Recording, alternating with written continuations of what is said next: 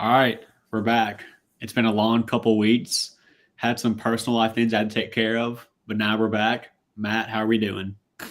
Entering the most boring week of the college football slate. So Yeah, the week let's four see how rivalry we week is do. always a bummer. There's a few good games sprinkled in there, which if we can do it Friday, I'd like to have a pod and talk about it, the upcoming slate. But it's nothing spectacular, nothing great. hmm But yeah, we've been gone for a few weeks. This is episode 7, I believe, and I'm glad to be back. Like I really was missing it. I was, and kind of doing this podcast and this whole thing, and it's just nice to be back. And right now it's me and Matt, but later we'll have Travis joining. Jacob will be joining. I'm sure both of them will have hot takes, and Travis has a few things he wants to talk about, and Jacob, our hmm insider, actually has a hmm few sources and some coaching nuggets he wants to drop for us. So we have that to look forward to later in the show. And I guess since it's been so long, we might as well get right into it. And as an Auburn fan, I had to start with this game. This was the top of my list, the one I wanted to talk about. Oklahoma takes down Alabama at home. Matt, you're kind of a Bama guy. You're kind of a Kalen DeBoer guy. Yeah, big fan of Kalen. Big How do you fan of feel the about program there. that? I Yeah, mean, well, very disappointing for starters.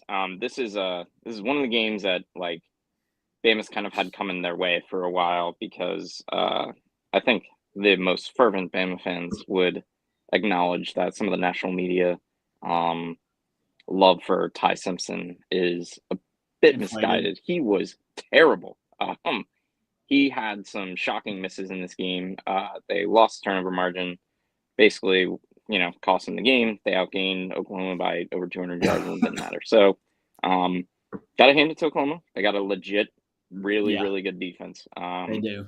That will probably carry them to a playoff appearance here. So yeah, I mean, things are looking up for them. And then, of course, for Bama, they've got to win the dreaded night game now, Iron Bowl. So yeah, excited for that. But yeah, it was rough. I mean, Oklahoma definitely exposed the whole like Bama Yeah, not being able to run the ball thing. And then it's a they real thing. forced Ty Simpson to beat him, and he couldn't. Yeah, Um, Ryan that's Williams is a not to shell of cut you what off he was there, but last like year. I want to touch on that. Out of everything that happened Saturday night, that's the most shocking thing to me is that when Oklahoma stifled their run game, Ty Simpson had nothing. He had no answers. He had his worst game in an Alabama uniform. Like, that's the most shocking part to me. This was a guy who, like, legit had Heisman aspirations coming into this week. And then he plays Oklahoma, and it looks like he's never played football. What was it? The pick six, right? Terrible. Pick six was bad. Tons of missed He throws. The Yeah, fumble, the red like, zone misses were really, really bad. Just a few throws that are like worthy of being mentioned when it's yeah, draft time for him. And yeah, it's crazy that he was that poor. yeah. But yeah, they couldn't overcome the turnovers. And yeah, credit Oklahoma. I mean, they couldn't move the ball themselves. They were pretty rough Mhm. offensively. If they had anything going, they probably would have won by 17 points. But um, yeah, they did not, and credit to them. That's a tough road environment for them to win in. Um, I knew that was that was a game that Bama was like really kind of up for because of what happened Yeah, last year. yeah. Um, so now going 0-2 against the Venables led Bama squad is not the best look, but yeah, I don't think it like sinks either team. It definitely helps Oklahoma's chances, but I don't think it really sinks Bama per se.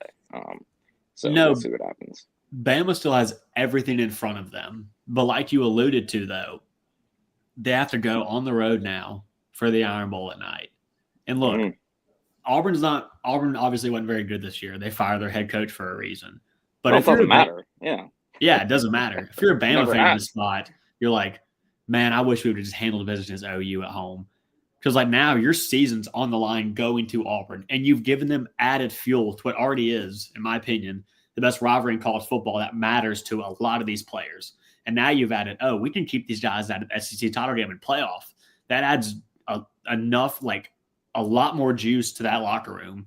And like, And say there what you is want a about DJ scenario Durkin. where Durkin could keep that job if See, you know, that's what's the scary part as the Auburn fan in the room is that like if I want us to beat Bama, it's been too long since we beat them. It's been too long. Like But also on the other side of that, if we do beat Bama, you got to feel like everybody in the room, that's the decision makers at Auburn, go, we got a guy right here who's the interim that just beat Bama in his third game as the head coach. So that's scary right there. Is like, okay, if we do win, which obviously I want us to, it's been too long since we've beaten them.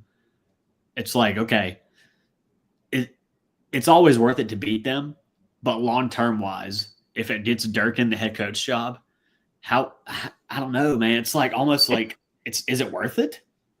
Well, it's one of those things like, would it have been worth it if Cadillac Williams got the job? Yeah. I mean, like, and it's different because I don't think he would have gotten the support like Durkin has been a head coach. Yeah. So I think there's a little more like, it's like, well, we could get away with this. He ran a good defense while Hugh Freeze was there. Like, that was not the issue. Yeah.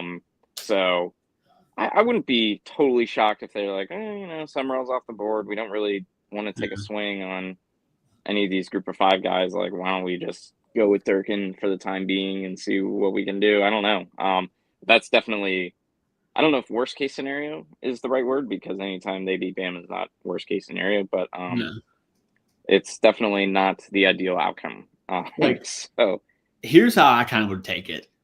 Saturday after, if we were to win, right, I would be elated all the way, even through Sunday. But then Monday, when that kind of 24-hour period is over, I'm like, oh man, it's going to be Durkin, isn't it? Like, that's just the tricky part. Like, you want to beat Bama, your biggest rival, who has had your number for the past few years. And also, the past 2 Iron Bowls in Jordan-Hare have been nail biters and have taken last second nail plays. Biters. They've been like cinema. They've been awesome. They've been awesome. And like 2021, Bryce Young drives down the field overtime. 2023, Milroe does what he does. So it's like, it's probably going to be a very close game here, because I feel like, but also you got to, that's the tough. Well, here's what gives me hesitation though, is like Ashton Daniels, right? They're sitting him this week to like keep his red shirt. Yes. Yeah. Can he still play versus Bama and keep it?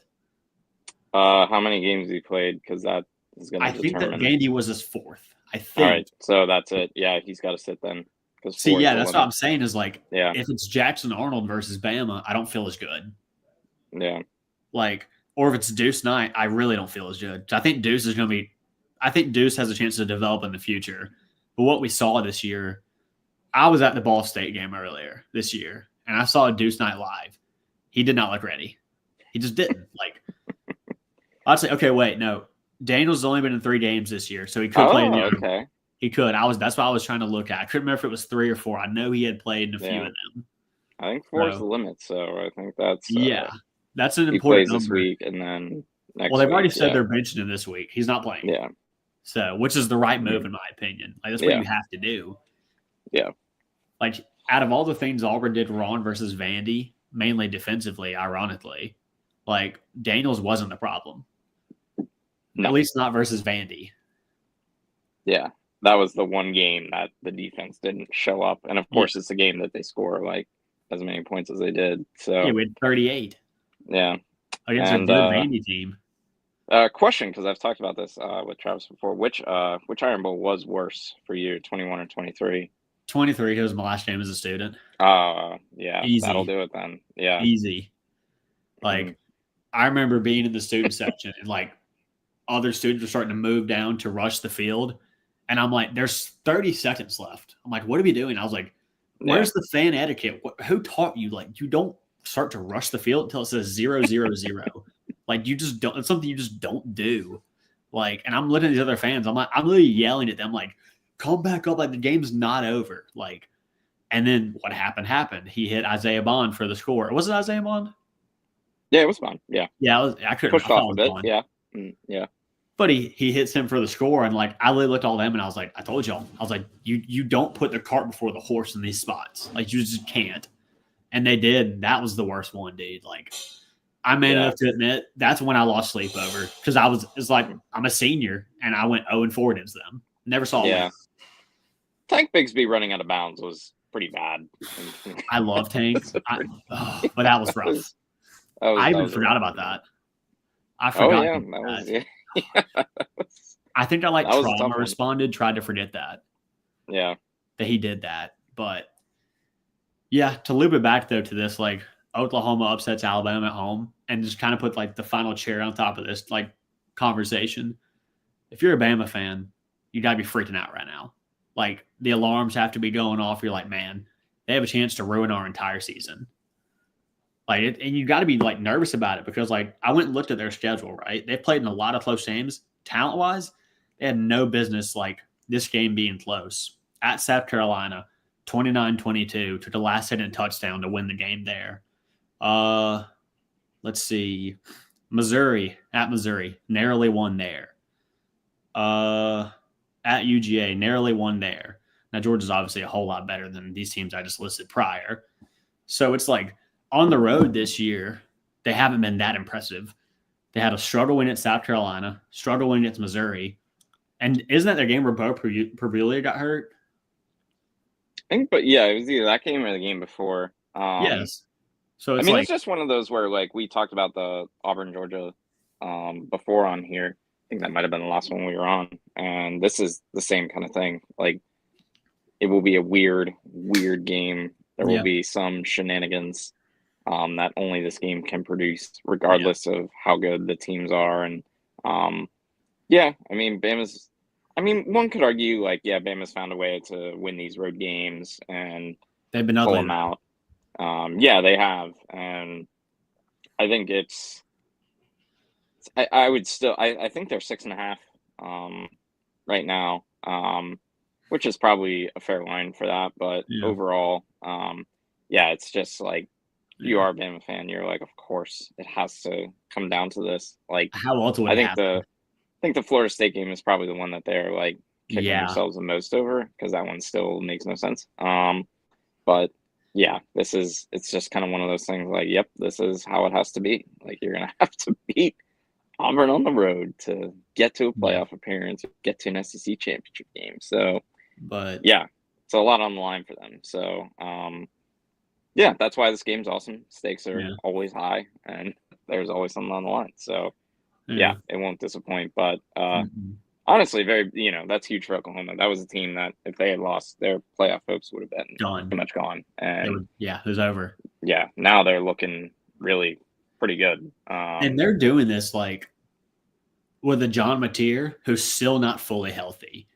And with how this defense has been playing under Brent Venables, he doesn't have to be early on Heisman contender Mateer to win some playoff games, in my opinion.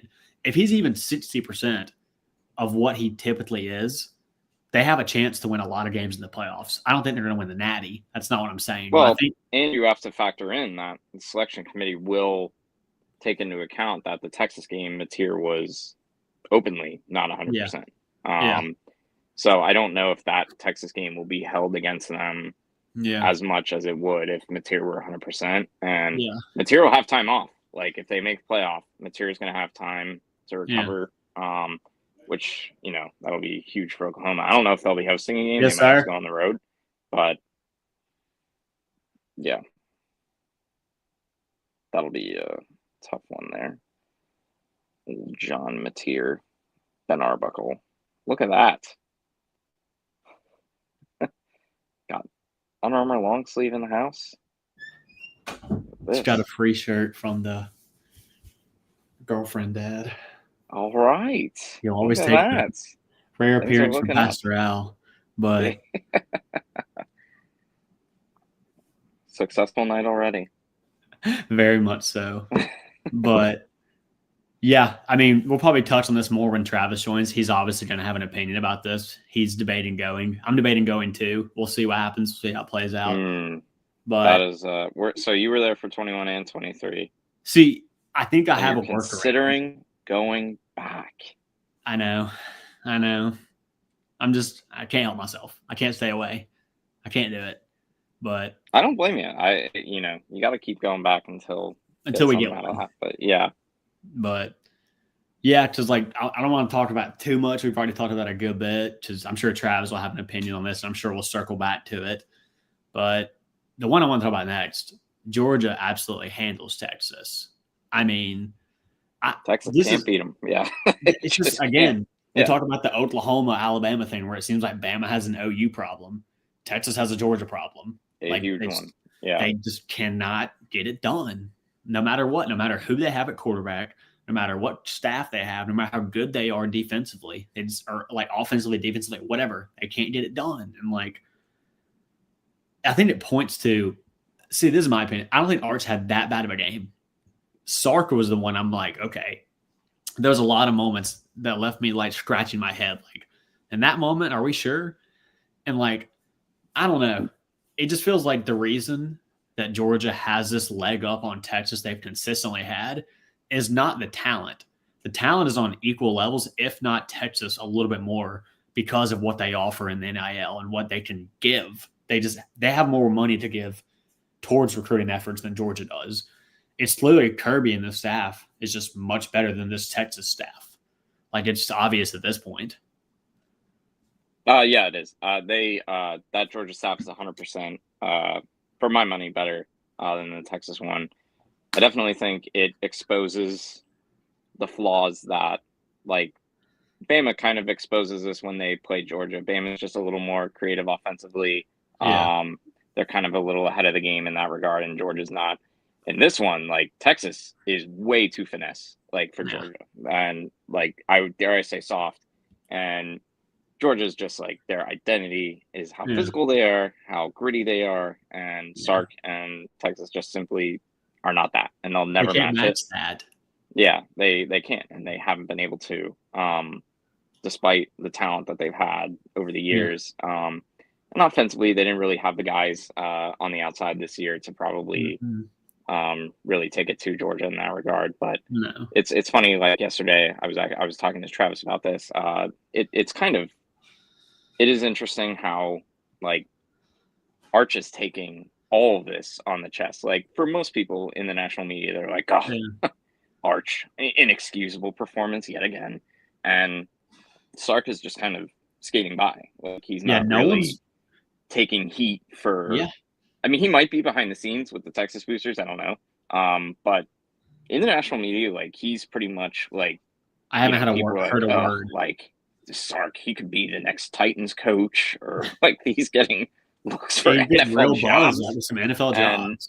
Yeah, like, and you know, has anyone turned around to be like, hey, this might be more of a coaching issue than some of you might be willing to admit. So you know, it's tough. Like, I don't want to hold the Ohio State game against them because they were right there and they easily could have beaten them if just a few plays went differently. But yeah, they do have a Georgia problem, and they probably have, like, just a blatant physicality issue. And I do think that if A&M beats them, because that's a game that, like, the Texas boosters will really care about winning, because that's one that, you know, they just gotta have the Texas State Championship basically. So and it will determine essentially, like, it's tough because, like, I don't want to eliminate Texas entirely from playoff contention, because that's still a top 10 program nationally. Yes, and they did play Ohio State, so I don't want to hold that against them. But yeah, it's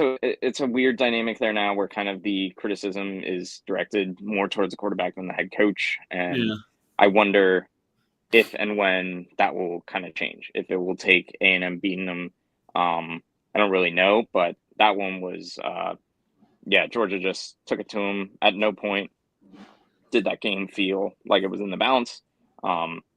Really, no, like, that SEC championship game last year was really the only one that you were like, man, this one could go either way. Like, Georgia's really just taking it to him every other time. So yeah, I definitely think Kirby's got, like, he's got his number. The edge. Yeah, for sure. And I don't see that changing anytime soon, unless Texas kind of undergoes an identity change of their own in certain ways. So yeah, I really favor that Georgia staff and just the identity of that team over what Texas has now.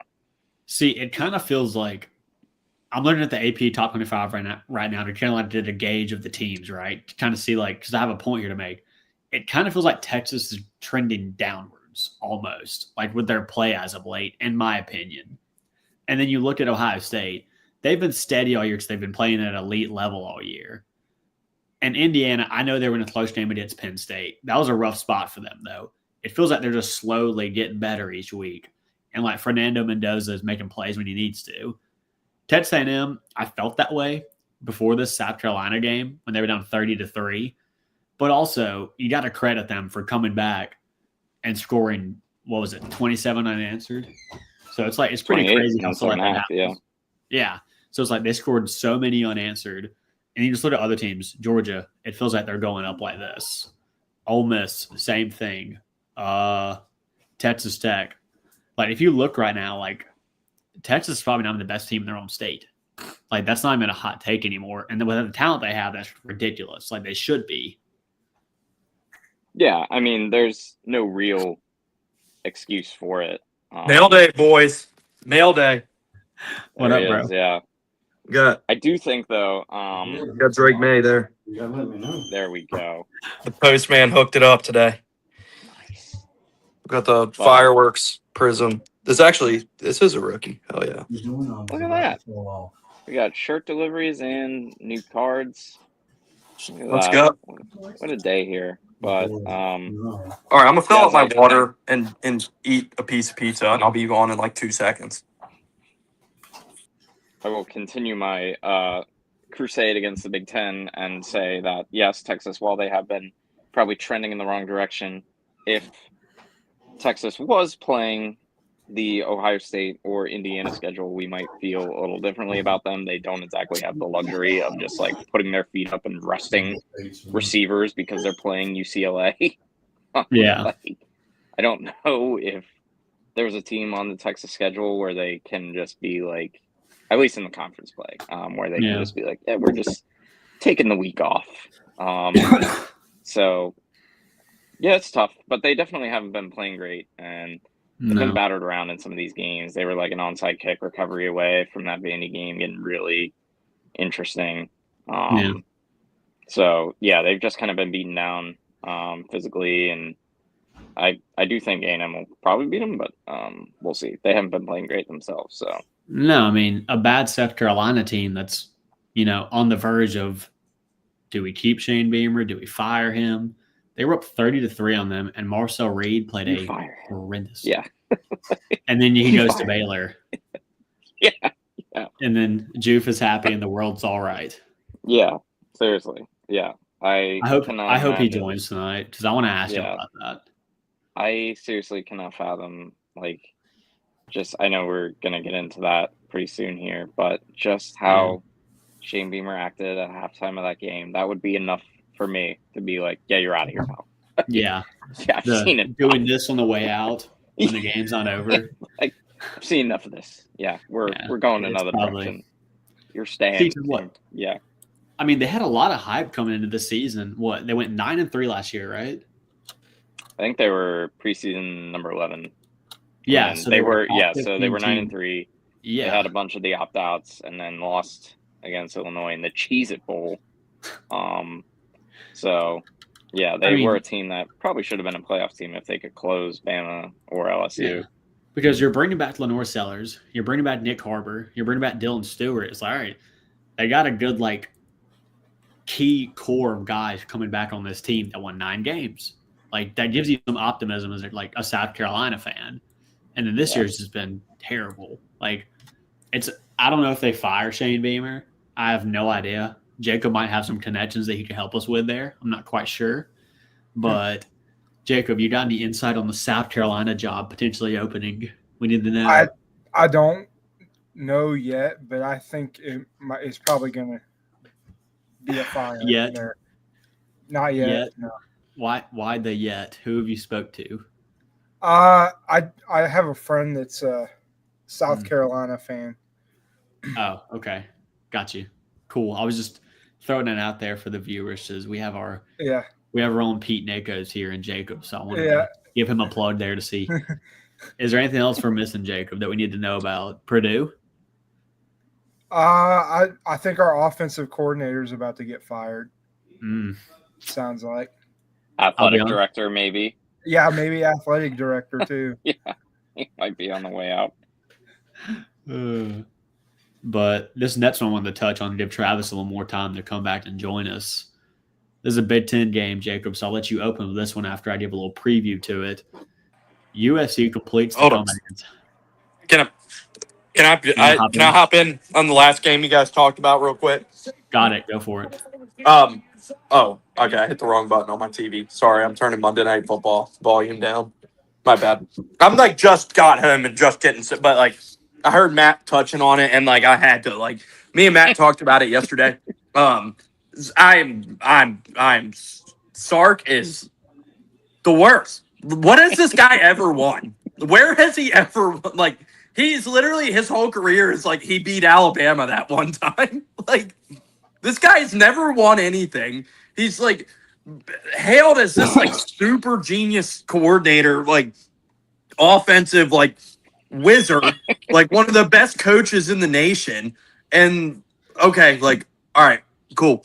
Well, Arch comes in, a lot of hype for Arch, warranted, unwarranted, whatever. Hey, have the discussion however you feel about Arch, but listen, he's had NFL talent and speed at receiver the last few years with like Isaiah Bond and Xavier Worthy, Matthew Golden.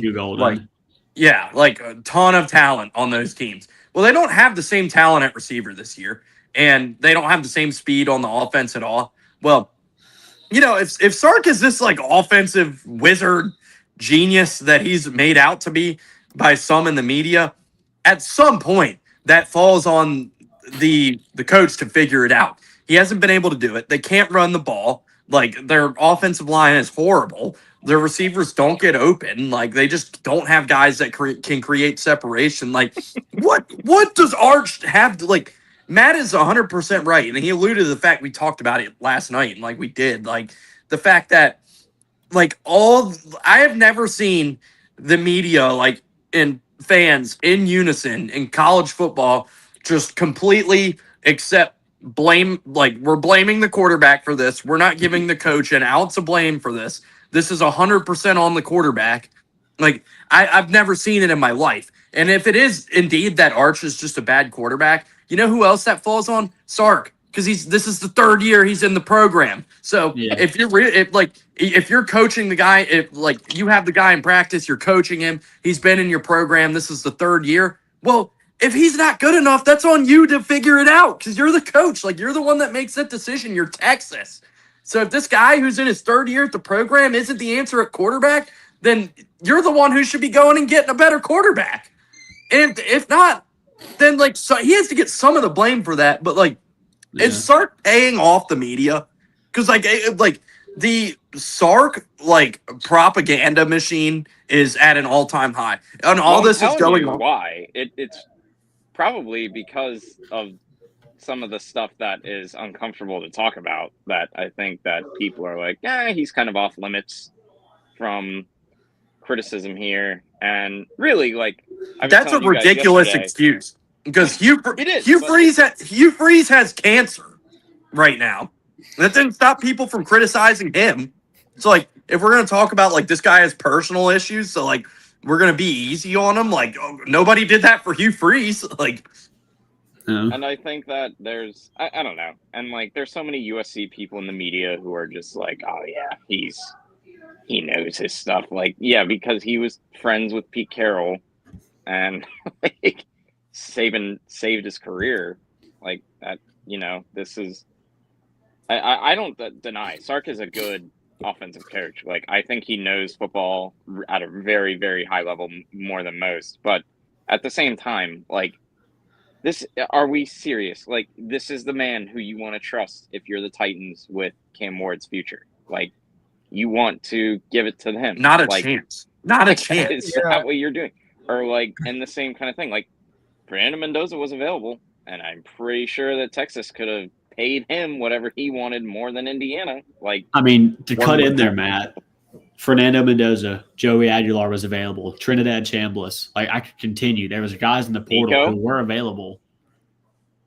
Yeah, like they could have paid Nico if they really wanted to go that route. Like, they're definitely paying Arch Manning more than they're paying Nico at UCLA. So, you know, it's one of those things like either the evaluation side of things is totally off with him or the just in-game is off and the prep. Like, Actually, I actually tend to think that Sark is a good in-game coach. I don't think like in preparation, like what we talked about with Georgia, they were just totally outclassed. Like that game was over within the first quarter and slowly just deteriorated and got away from them. So I don't know. I do think Texas does have to kind of reflect on some things here because if they finish as an 8-4 team, that was not an 8-4 roster that they put together, and they're certainly not paying for an 8-4 roster. So No. yeah, it's gonna have to be some tough conversations there with Texas. But I do think it won't matter. Like I do think Arch will get most of the blame because the expectations for him were so high that I think that they're going to be like they're not going to be like how LSU was, or they're not going to be like how Auburn was, and or Penn State, and they're just going to be like, Arch, he's got to be better. Has there ever been like, and if I'm missing one, like, please jump in and tell me. But I have never seen in college football where like, if a quarterback plays bad, criticize the quarterback, he played bad. Sure, I have never seen a situation in college football where a quarterback gets 100% of the blame and the coach doesn't like catch some of the flack along with the quarterback. I got one. I haven't seen it. I could just be looking in the wrong places. Ty Simpson, no Ryan Grubb hate. Ty Simpson objectively looked bad. I don't think Ty Simpson, the expectations for Ty Simpson were not particularly high. And I think that coming into the season, I think that the Bama staff has elevated Ty Simpson greatly. And I don't think that like anyone was having the conversations about Ty Simpson the way they were about Arch Manning. I think that's mostly where it comes from. And I also think like it's just simply the only close-ish thing. Like you see, well, not really close. I mean, like Davos Swinney's getting 100% of the blame for Kate Klubnik not being like what he was hyped up to be. Maybe Milroe and DeBoer last year. Like maybe like a lot of people were piling on Milroe last year, and like I don't remember DeBoer getting a lot of the heat for that one. But like I don't even think it was to this level. Year one. And I think that people were, again, being like, well, we'll give him a little more time and patience. But, like, I don't know. Like, Garrett Nussmeier was supposed to be the first pick in the draft. And he did not perform. And Brian Kelly got fired. And all the blame was hurled in his direction. Rightly so. But Garrett Nussmeier was not good. And, it's very similar in some ways to kind of what Texas has been dealing with right now with Arch Manning and with Sark. I mean, it's one of those things like I don't know who is calling the shots like at Texas if this is Sark's decision, because he didn't play Arch last year, as has been like previously discussed by others. Like, if Arch was so good, why didn't they play him last year? It's like, well, you're probably seeing a bit of why that is, and I don't know. It's a tough situation, but I do think there are so many people out there who are like, one, trying to protect like the Paul Feinbaums of the world, who are saying like he's the greatest SEC or college quarterback since Tim Tebow. And like, I feel as if they are like doubling down on like, wow, this guy made me look like a complete idiot for like hyping him up to that degree. So I think it's different, and I think people in the media genuinely like Sark. I don't think there are a lot of people out there who don't like him. I think they think his story is really cool. I think they enjoy the fact that they're like, wow, he's totally rehabilitated his image, his coaching career, gotten himself to one of the best jobs in college football. So I think they're like a little slower to be like, wait a minute, like this guy did all this work to get back here. It's certainly the quarterback's fault. It's not. Can you not make the same argument about Hugh Freeze? Like everything you're saying here, like you can say the same thing about Hugh Freeze. Like you could, but I'm telling, like it's just one of those things. Like the national media did not have the same expectations, so I think, I would expect that would be why it is the way that it is there. But yeah, by no means do I think that like Sark should be like, if that team finishes 8-4 and A&M runs them off the field or something, because A&M is coached up and very similar in their makeup to how that Georgia team is in some ways. So I do not know if that will be a great matchup for him, but Yeah, it's like I don't think Sark's on like a very hot seat right now. No. But by the end of the season, if they're that 8-4 could be with a dicey. loss to A&M, could get a little warmer. If they don't make the playoffs. No, yeah. Certainly. With the expectations that were placed on this Texas team, because I had people that I knew and respected their opinions that were picking Arch for the Heisman, picking Texas to win the Natty. And I didn't pick Arch for the Heisman, but I picked Texas for the Natty. Like, I thought Texas. I thought Texas was going to be the national champion going into the year.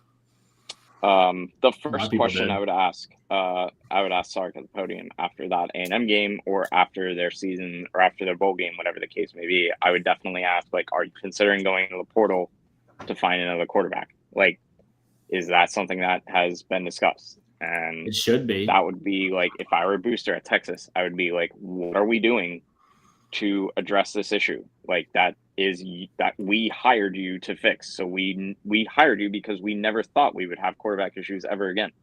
And yet here we are. So I think like Drew Messmaker at North Texas is right there.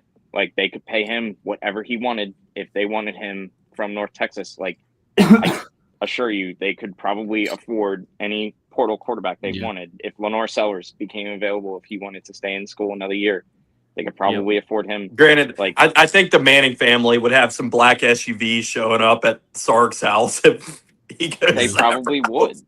But like, I don't know. I don't know what the alternative is for them. Like, if you determine that either one, Arch Manning's not the guy, or two, we haven't surrounded him with enough talent, then all those issues still fall on the head coach, whatever the case may be. So he's got to be the one to answer for that. So we'll see.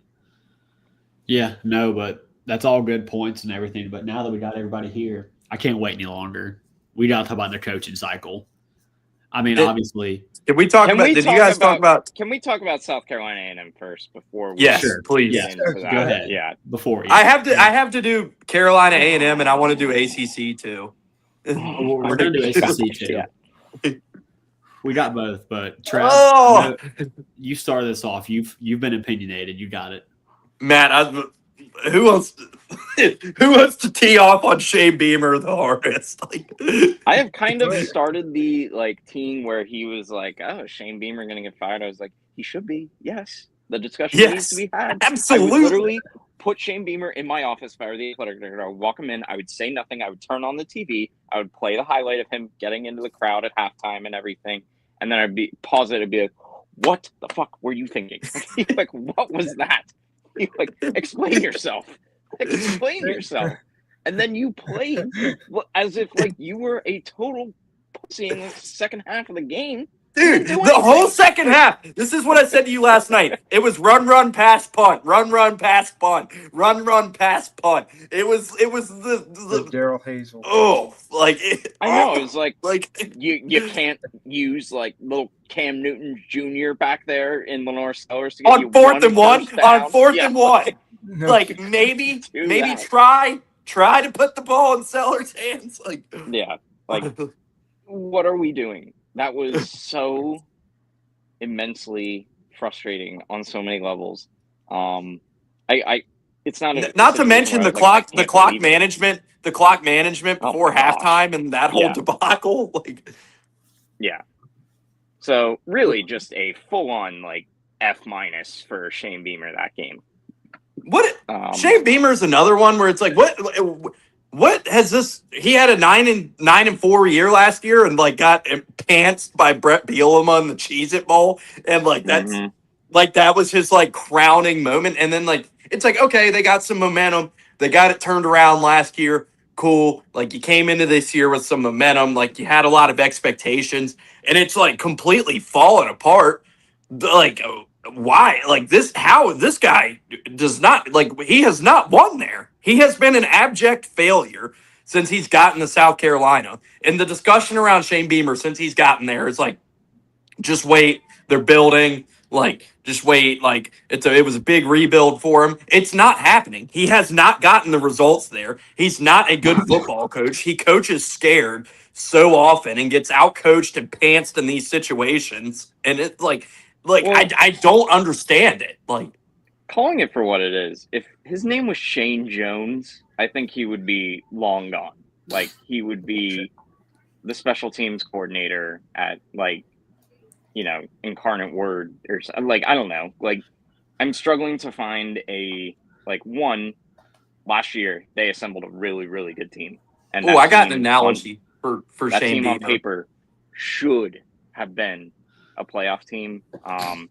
You know what the I Shane, mean, you know what the Shane Beamer situation, like what you were just saying with the name, reminds me of a lot.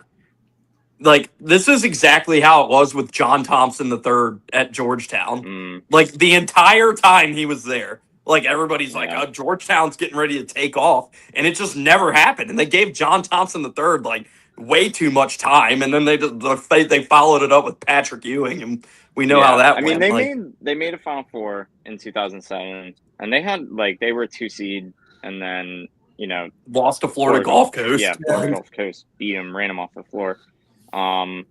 Yeah, it's just one of those things, like, I think it's one of those you need to, like, ask yourself, like, can you win a national championship with South Carolina? If the answer is yes, can you win a national championship with Shane Beamer as your coach? No. I just feel like so many things need to be in place. Like, that program was derailed by Dow Loggins, their offensive coordinator from a year ago, going to App State to be their head coach. And then Shane Beamer follows that up with Mike Shula to be the offensive coordinator. And from the first game they played Virginia Tech, and the offense was rough. It was not very good. And they kind of, like, barely pulled one out against Virginia Tech on a neutral field. And it never got going. The offense never got going. They never really, like, built the offense to Lamar Seller's strength. The D-line for them last year was awesome. That was like an NFL D-line. They still have Dylan Stewart, but it's one of those things that they didn't really, like, replace a ton in the back half.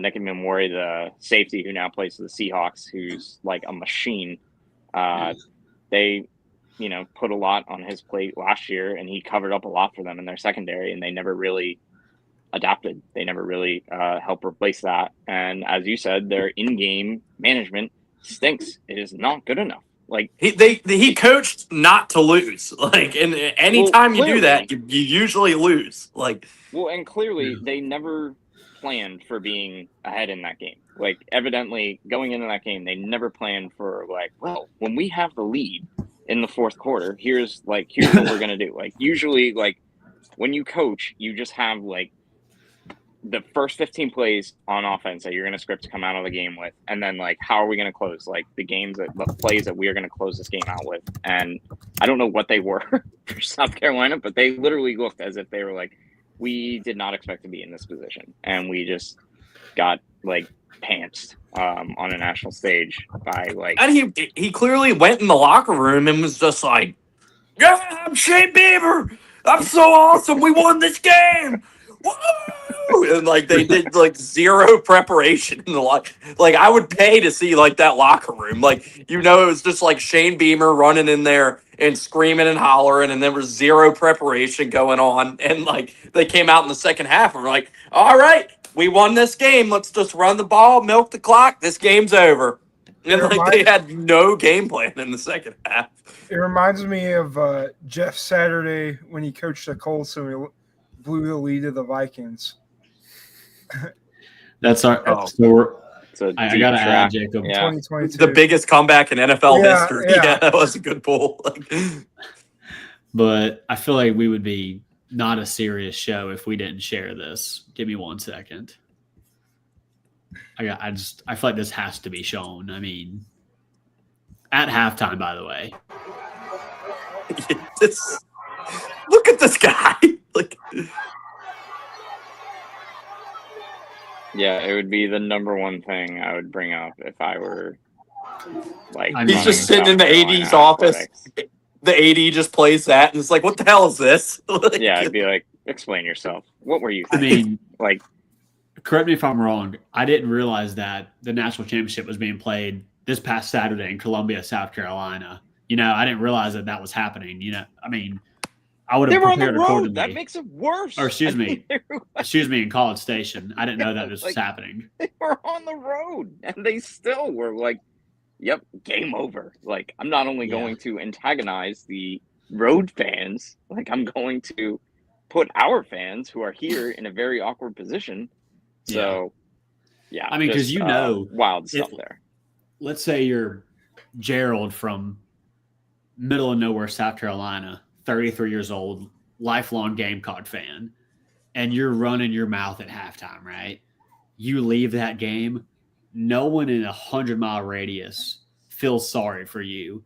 You leave that stadium, you're probably getting chirped at, like, and that's what Shane Beamer just set up there by doing that.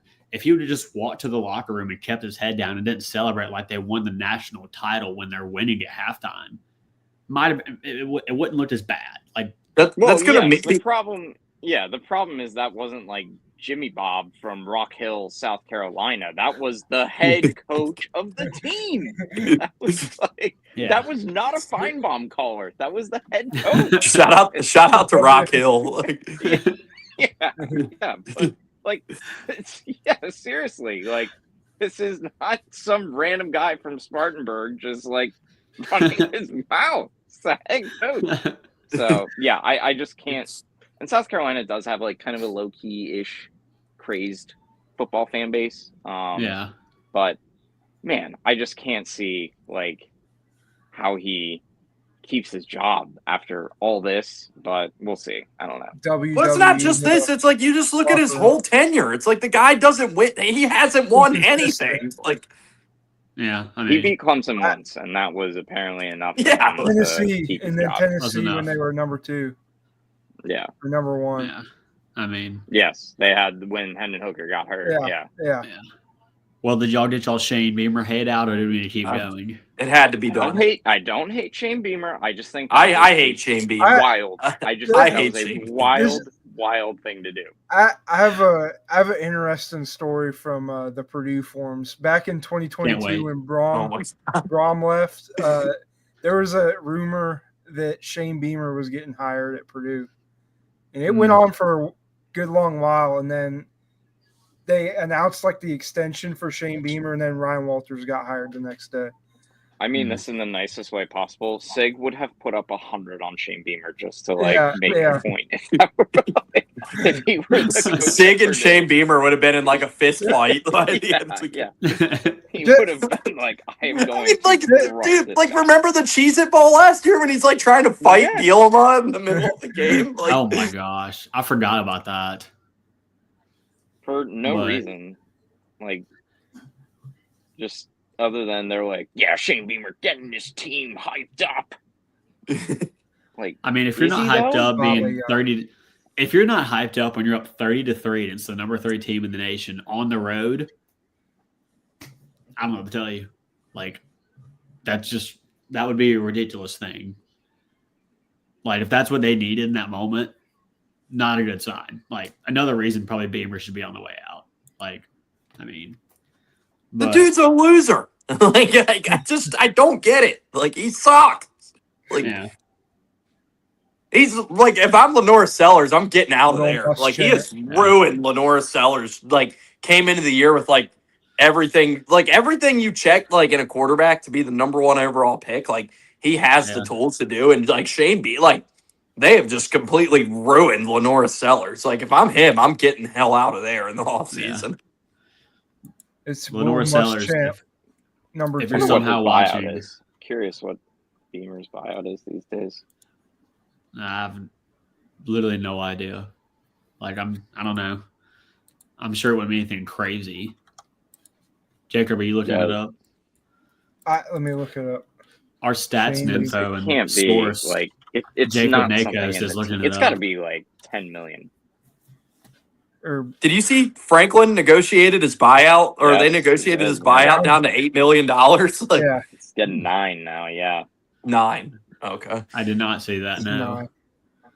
But that's a perfect transition for what I want to. Well, let's say that. Is there anything else we want to cover? What's the Beamer buyout, Jacob? It is $27 million. You Oh have got my! to be kidding me. No wonder they're not firing him. Yeah. Oh my god! It says it ranks as the number 24 most expensive buyout Well, in the nation. he's safe. Yeah, he's staying. Certainly, no one's gonna pay that to hire him, and I think it definitely went no to one's that gonna- after like, they signed him to the extension. Yeah. No. they probably after signed, it was 2022. probably after they beat Clemson last year. They were just Yeah. like, "Yep, you got it." Sir Big Spur just pissed on midfield at Clemson. He just took a bite out of Howard's rock, so now you get the extension. Yeah. Sir Midspur. Did you come up with that, or? No, that's the live rooster mascot. That's his name, Sir Big Spur. Yeah. That's funny. Oh, I thought you said Sir Midspur. I thought that's what we were calling. Yeah. Shane Beamer. Mid-spur. That would Might be be pretty good. Yeah, that might be a good nickname for Shane. Mid-spur. Sir Midspur. But I've waited all show to talk about this. I've waited on you, Travis, waited on you, Jacob. Jacob as our source. Travis wanted me to just hang on to talk about this. All right, so in the news of the day, James Franklin to Virginia Tech. Our guy, Jacob Nakos. I got a quote. I got a quote to read about James Franklin to Virginia Tech. All right. This is from Cody, diehard Virginia Tech fan. I wanted him to come on tonight. He had some stuff going on. He said, I will give a quote. He said, Virginia Tech is back. Virginia Tech is back. Good God Almighty, Virginia Tech is back. Fraudulente was a clown. Brent Pry made me cry. James Franklin will deliver us a natty within the next 4 years. Book it. Hokey, hokey, hokey. Gobbles. I love it. I wish the only thing I wish Micah, but, yeah. is that he could be here to say that. That's the only thing that I wish. But yeah, we got the quote. We got the quote from the boy. But Jacob, take your victory lap. Hey, I knew just reading the tea leaves, like I knew. Just reading Twitter. Yeah, I read Twitter and the message boards. Like the consistent thread was James Franklin to Virginia Tech for like the past 3 or 4 weeks. Is that it? You just read Twitter, or did you talk to anybody? I didn't talk to anybody. I just kind of based on what I saw, and then why were you presenting it to us like you had some inside info? Like that's just what I want to know. It's like that's why we were laughing about it so much, because it's like you're just like sharing the same stuff we all saw. You're like Franklin attacked, and like it's like okay, yeah, we all saw it. Well, I mean, I had it before the official media sources. Yeah, that was. Yeah, that was what was Thamel's quote on game day. Like they're in preliminary talks or whatever. Like, or early stages. Early stages. That was such BS. Like the fact that you even leaked. Thamel was like 10 minutes. Like Thamel was about 2 weeks behind everybody else and went on game day. That could have been announced like months ago, in all honesty. But they've been trying to hire him for a while, and like what it sounds like happened was like, and that's why I said earlier, like, is this the most reluctant, like, I guess I'll go there, because like he has just been holding out, like praying that either Florida State will come open, or Auburn will call him, or LSU, or Florida, or like any of these big jobs, and like none of them came open. And Florida or Virginia Tech was basically like, all right, here's the contract, James. Like, you got till Sunday. Take it, leave it. Like, this is and he's like, okay, I guess we'll do this Virginia Tech thing. Like, I give Franklin 2 years tops at Virginia Tech, and he'll be gone somewhere else. Because did not seem excited to take this job. No. Now, he won't see many ranked opponents in the ACC, so his kryptonite will not be there to be in the way quite as much, but you know, he might do better there. And he's going to flip a ton of recruits. So, like, he's going to bring a ton of recruits with him. Pretty much anyone that he signed to go to Penn State is either not going to Penn State or they're going to follow him. So he'll recruit. I mean, he'll recruit at a really high level, which was never the issue when he was at Penn State. But, yeah, he's recruited that area well in the past. It's you can't recruit at Penn State. It's not a recruiting hotbed, right? Of course, yeah. Yeah.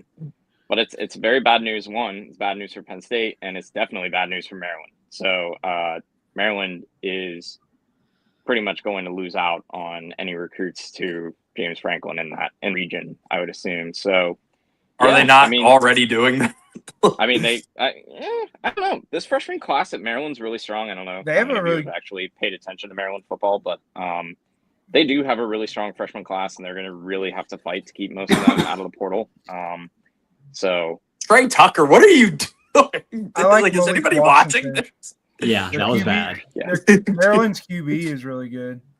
That's Malik gonna go into the end zone. He just like fielded this punt and ran backwards. Like, what is he doing? fair question.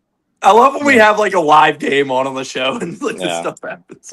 I got it on right here. I got the me on the laptop, show notes on the iPad, and then the game on the phone. It had to be done. Yeah, But but home run for Virginia Tech. yeah, They got a nice 2-year window to see what they can do before he inevitably takes another job. But see, I was gonna say that though. Like, if you're Virginia Tech, right, you celebrate that because out of all James Franklin's struggles against top opponents, right, like out of all the coaches that are available on the market, is he not the best available head coach? He has the best record and like is in his prime still. I mean, as a he's the coach. best available Yeah. for a school like Virginia Tech. Yeah, I mean, I'll be honest. I like didn't I want think him. if he were the next coach at Florida or LSU, those fans would have lost their mind. Yeah, I but- didn't want him at Auburn. I did because like I just didn't think it would be a good fit. No, he wouldn't be I a good just- fit. Yeah, Nope. I wouldn't want him at Auburn. What? Nothing. Well- I just hear the word fit being thrown around. Oh, I want to hear. I mean, I've heard fit is not as important in some of these coaching searches per se. It's so- not everything. Like there does need to be some like chemistry there for sure. It can't be like a weird fit, obviously. So Bob But I'm- Chesney would not be a weird fit at Auburn, If he wins, I don't care. but Like could he win if he's a weird fit? maybe. I mean, like think about it like this. Like just to like kind of throw this out there. Matt is like has the best like shit eating grin I've ever seen. I just enjoy the fit discussions. That's all. Yeah. But for real, look at the two teams that are currently projected to be in the SEC title, right? Mike Elko at Texas A&M. He's not an SEC guy traditionally, right? I mean, he had history in the conference, so it wasn't as if he was just like, Plopped out in of- there. yeah. But I mean, he's But not from so the does- South originally. So does James I mean- Franklin though. Like he's coached in the SEC Yeah. and did a Coached good at job Vandy, at yeah. Vanderbilt. Like Yeah, he killed it at Vanderbilt for what the expectations are at Vandy. Or were at And Vandy. he won at Vanderbilt when Florida and Georgia had nothing going. So Yeah. important to note. Yeah. And then you look at Alabama. They obviously dropped him versus Oklahoma, but they're still, if they win out, going to make the title, right? Or the title game. Kalen DeBoer had no prior SEC championship or SEC like experience. Am I wrong? No, those are the two top teams in the SEC just by rankings right now. We're like, so it's like, sure, it does need to be a decent fit, but just because a guy's not from the South doesn't mean he won't fit in down here. Like, we don't know until you get him in the building. You see what I'm saying? I think it matters in a sense that, like, I the do Raiders not- are not a real football team. Like this is infuriating. Like I'm sorry, I'm playing the Cowboys defense in a league and I'm up by like 1 point and they just handed them a safety. Like I'm like, oh my. Yeah. to To answer your question, though, I think, like, for a coach like Kalen DeBoer, whose record is like 168-14 or something, like, and he goes to take the He'd win Bama job. anywhere. Yeah, like, I think that's a different ordeal than, like, you taking someone who objectively is not Doesn't a very experienced coach and then putting him into literally a bonfire that is the SEC and the most volatile fan base when it comes to head coaches. So I think that would be a huge ask to put that on someone like one, hey, like you're gonna have to do this, and here your two rivals are Bama and Georgia. So like no one in the country has two better rivals than what they have.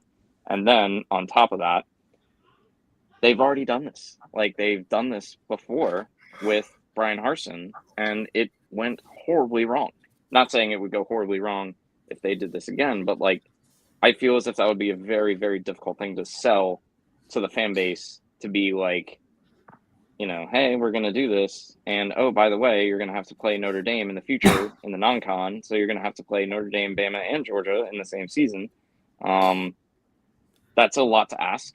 I could be wrong. I could end up working, but like I know Bob. I know some guys on his staff. I know they're starting left guard. I do not think it is a fit. Like all those guys are from like the Northeast.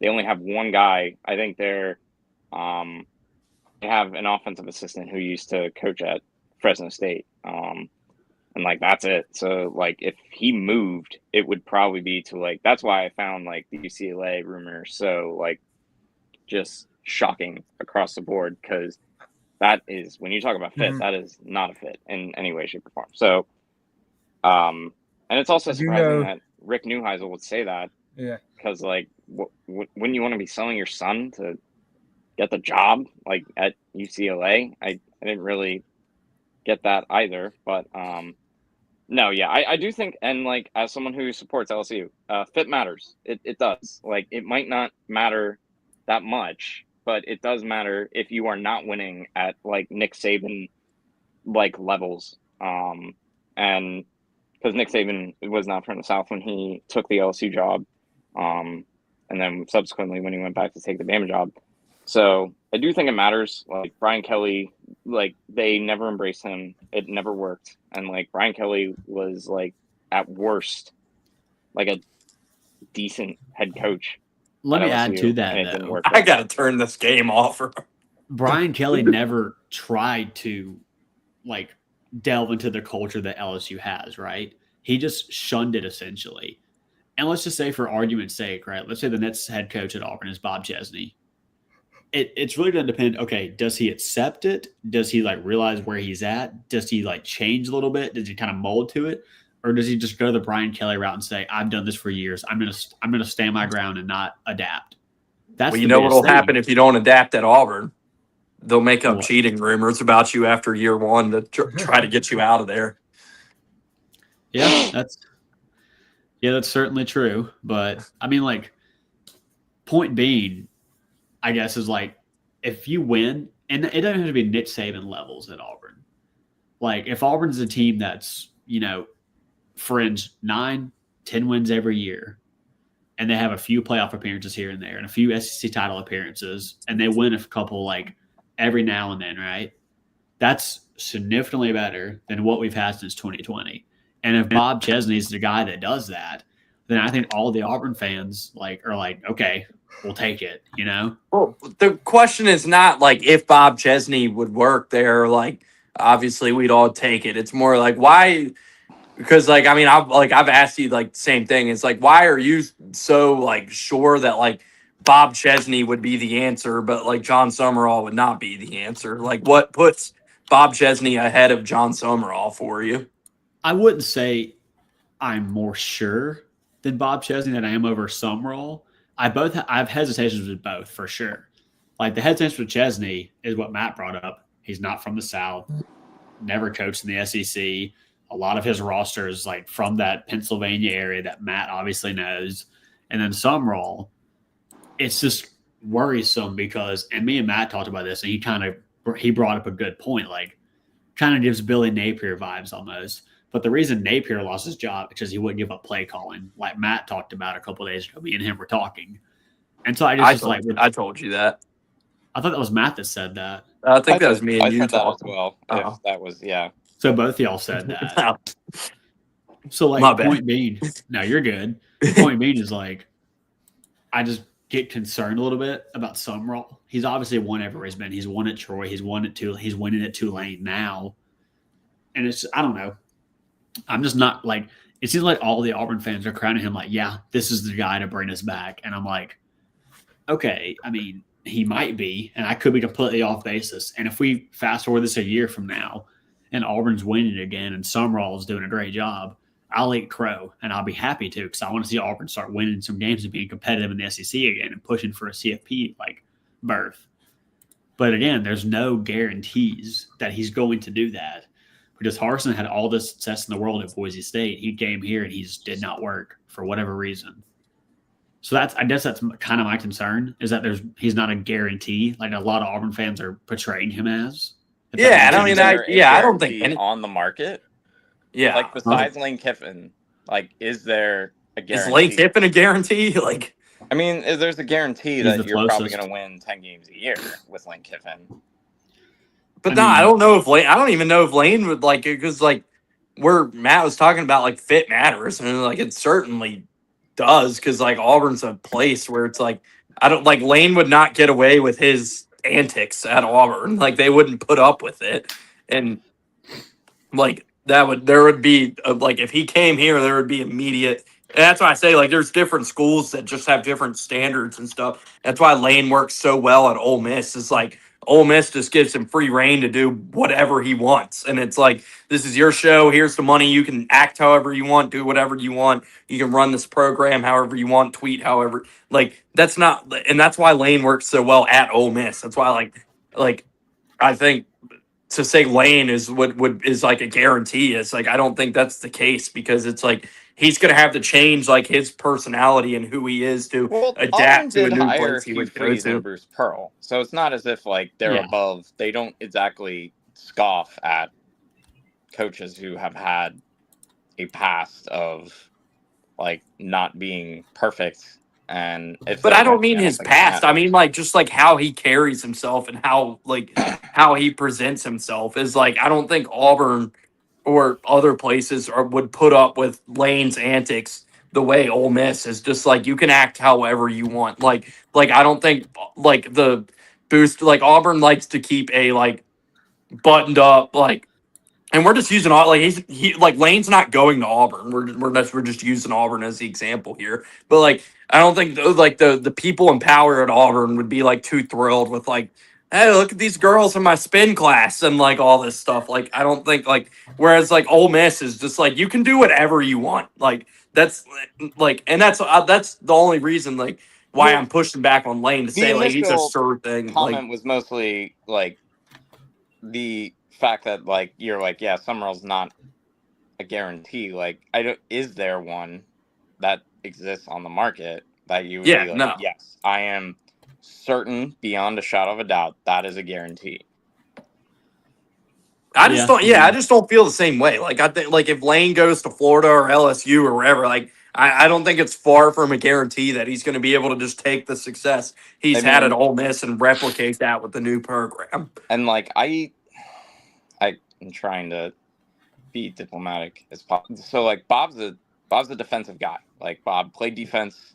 He has no offensive experience. Like he's coached defense his whole life.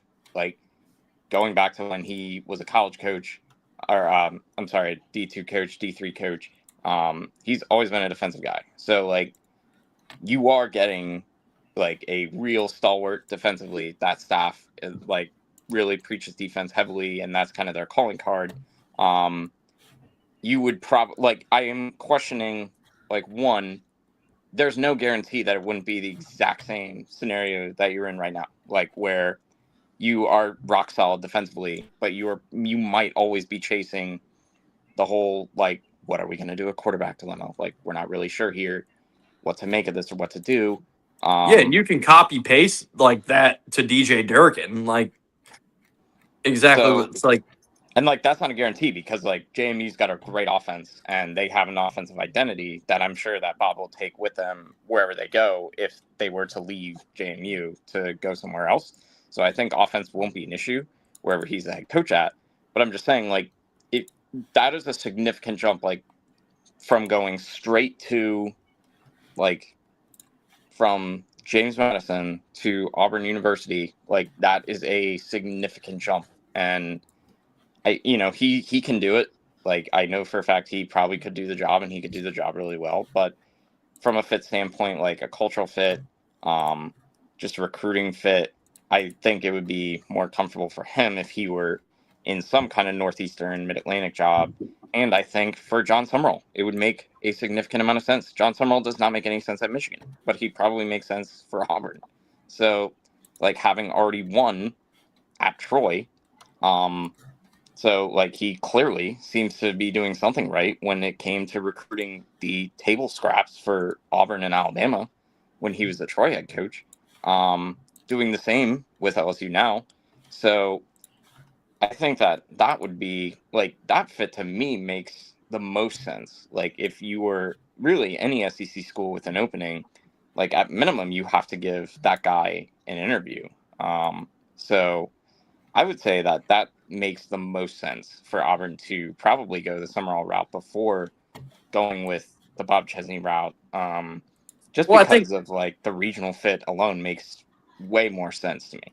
Well, Auburn being so far down the road with Summerall is the reason. Like, I think Ole Miss is kind of like needs an answer from Lane Kiffin because, like, if Lane is leaving, like, I think Ole Miss wants to get in the mix with Summerall too. So, and I think that's the reason they're pushing this. And like, there's a real chance if that happens. By the way, like. I think the days of just automatically assuming Auburn's a better job than Ole Miss and have their pick of the litter over Ole Miss are over.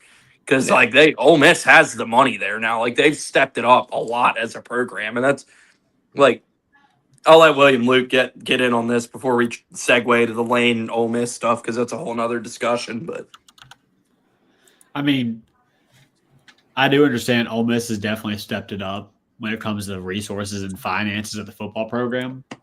But I still do believe, even with Ole Miss taking that step forward, Auburn still is more attractive job at this point. It's not like a couple years ago, like you said, where if you put Auburn in this hand, Ole Miss in this hand, and say, all right, pick a job, they pick Auburn 9 times out of 10, right? Now, there's some hesitation to it if John Summerall was offered both jobs, right? But I do think with where we are in the coaching search being so far ahead of where it seems like we're ahead of Arkansas, we're ahead of Florida, we're ahead of LSU, it seems like, because of all the crap going around LSU, and Ole Miss still has a head coach at this point. So if you're Auburn, you're like, okay, let's say Lane does go to Florida, LSU, right, and he leaves. Does this hurry up your timetable of trying to sign a head coach in season, even if it's absolutely. I think it has to. Like, what's the alternative? Yeah, there's not a good one. Like, if Summerall's your guy, like, if that's who John Cohen has wanted to tie his career at Auburn to, because this is going to make or break his tenure at Auburn. Whoever he hires here, he needs to have immediate success, obviously. Like, that's a no-brainer statement. But at the same time, you do want them to be thorough. But if that Ole Miss job opens up on top of Florida, or whichever job is still open after Lane Kiffin leaves, whichever one it is, that puts more pressure on you to go ahead and make a decision and tell Durkin, hey, no thanks, or hey, congratulations. Like, you're the Nets head coach. So it could, if Ole Miss opens up and they got till the Egg Bowl, or he has till, is it the Friday before the Egg Bowl, or what was it? Just said before the Egg Bowl. Okay, so just before. So it could definitely. And the Egg Bowl's on a Friday. I would assume that they'll know pretty soon because LSU and Florida are not going to wait around themselves, I would guess. Yeah.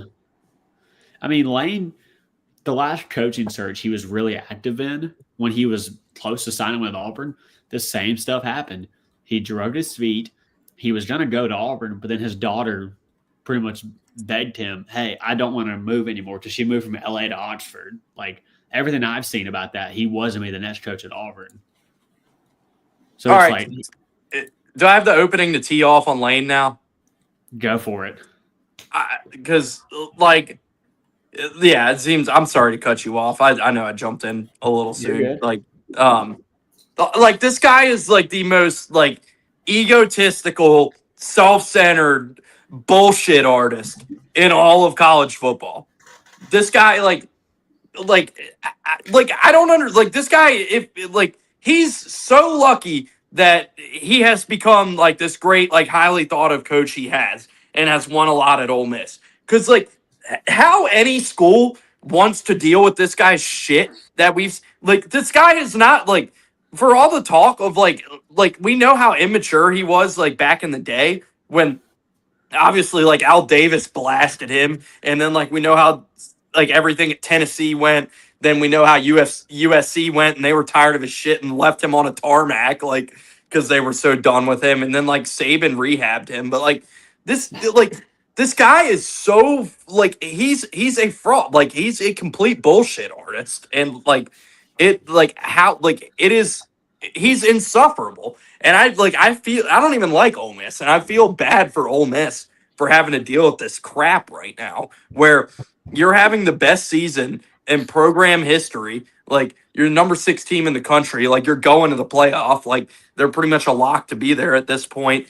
And and you're just dealing with your coach, like acting like a child. And that's the story of this team. This season will be defined. Ole Miss fans are going to look back at this season, probably the best season in program history. And they're like, all they're going to think about, like the first thing they're going to think about is this crap that they've had to deal with Lane the entire season. And that's why I feel for Ole Miss. And like I get like the fans are tired of it. The administration at Ole Miss finally like got to a point where we're like we're done with it. We need a yes or a no. Are you going to be here or are you not? Because if you're not, we're moving on, because like you're not just going to string us along like we're your puppet here, and like we're just going to dance for you like whatever you want us to do. Like no, like we're a school with some pride too and some expectations. And if you leave us, like we're going to have to execute a coaching search of our own. And if we want to get into that coaching search, like we're very capable of going and getting a great candidate to replace you. So no, like we're like it finally got to a point at Ole Miss where they're like, we're done with this. Like we need an answer from you. We're not putting up with it anymore. And good for Ole Miss, because it's like they deserve better than to just be played like a fiddle by their coach in this crap in his like cryptic tweets and Instagram posts and whatever and press conferences and teasing every little job there is, and like his little games he's playing. It's like the dude is just an immature clown, like bullshit artist. I'll say again, like he's like the dude is insufferable. Joey Freshwater. He is the most insufferable clown that we have in this sport. Like it's really pathetic. And like I wouldn't blame Ole Miss if they just fired him now and we're like, all right, you know what, you're done. Like we're moving on with this team. Like we have a team that's capable of going and doing something special, and you've just created this like you've created this toxic distraction around this team now. And it's to the point, like, if you're Ole Miss, like, would you blame them today if they just pulled the plug now? Yeah. And we're like, no, because it's like, there's no way what is happening with Lane is not creating a distraction with this team. Dude, and they're able to get by. Like, you just said they're about to make the playoff with their best season like in program history, and you and their coach is acting like a clown and like creating just a toxic distraction around the team. Like, see, before I forget, I want to pivot a little bit. Staying on Lane Kiffin though. It was a toss up to me. Does he leave? Does he stay? Now I'm more confident that he leaves, because with how he's acted, how do you come back and it not be weird and it not be different and have the fan base and the boosters and the athletic department feel a certain way towards you? Like, I don't see him coming back now. Like, he obviously went and visited LSU today. Like, that feels like a big domino that's about to fall. And obviously the Egg Bowl is next week, next Friday. Him going to LSU and the plane and all that does not get out there if Lane Kiffin doesn't want it to get out there. So, don't let people make you think that, like, Lane Kiffin wasn't involved in that getting out there. Like, no, that was 100% intentional for that to get out there. There are plenty of ways they could have gotten this out there and gone and done that discreetly and not have had everybody known about it. But, he intentionally, because he is just such an egotistical prick, that he intentionally wanted to make sure that this got out there. Because he just he's so in love with Lane Kiffin that he needs to be the story. Every day you pull up Twitter, you turn on ESPN, they're talking about Lane Kiffin, and that's all Lane Kiffin cares about. Is he needs to be the story and the center of attention for anything. The guy is a clown. Love it. See, to me, there's two ways to look at this. This news didn't release about him visiting LSU. Like you said, if he didn't want it to be released, it probably wouldn't have. So here's my two theories on that. This is either a jab to Florida. Hey, hurry up and let's make this real. Let's do this. Like, let's hurry up. Because he's a Steve Spurrier guy. Like, he likes him. He's a fan of him. He's been a fan of him his whole tenure, like his whole career. So it wouldn't be surprising that he wants to go to the place that Steve Spurrier coached, or one of the places. So then also you have the other factor of Ole Miss. He may want more money on his contract, or he may want more money for the football program. And this is a way of pushing them, going, hey, I'm serious about leaving if you don't check these boxes. And that's him could be sending a shot to not only LSU, but also Florida and Ole Miss, to where he creates a bidding war for himself. So, yeah, I definitely think this move was made with, like, a tactic in mind. It wasn't just released to be released. That's the thing. I'm sure the contract, like, Ole Miss has put in front of him, like, I'm sure they have gotten him a lucrative extension. Like, they have every single thing that Lane has wanted since he's been at Ole Miss, they've gotten for him. Yeah.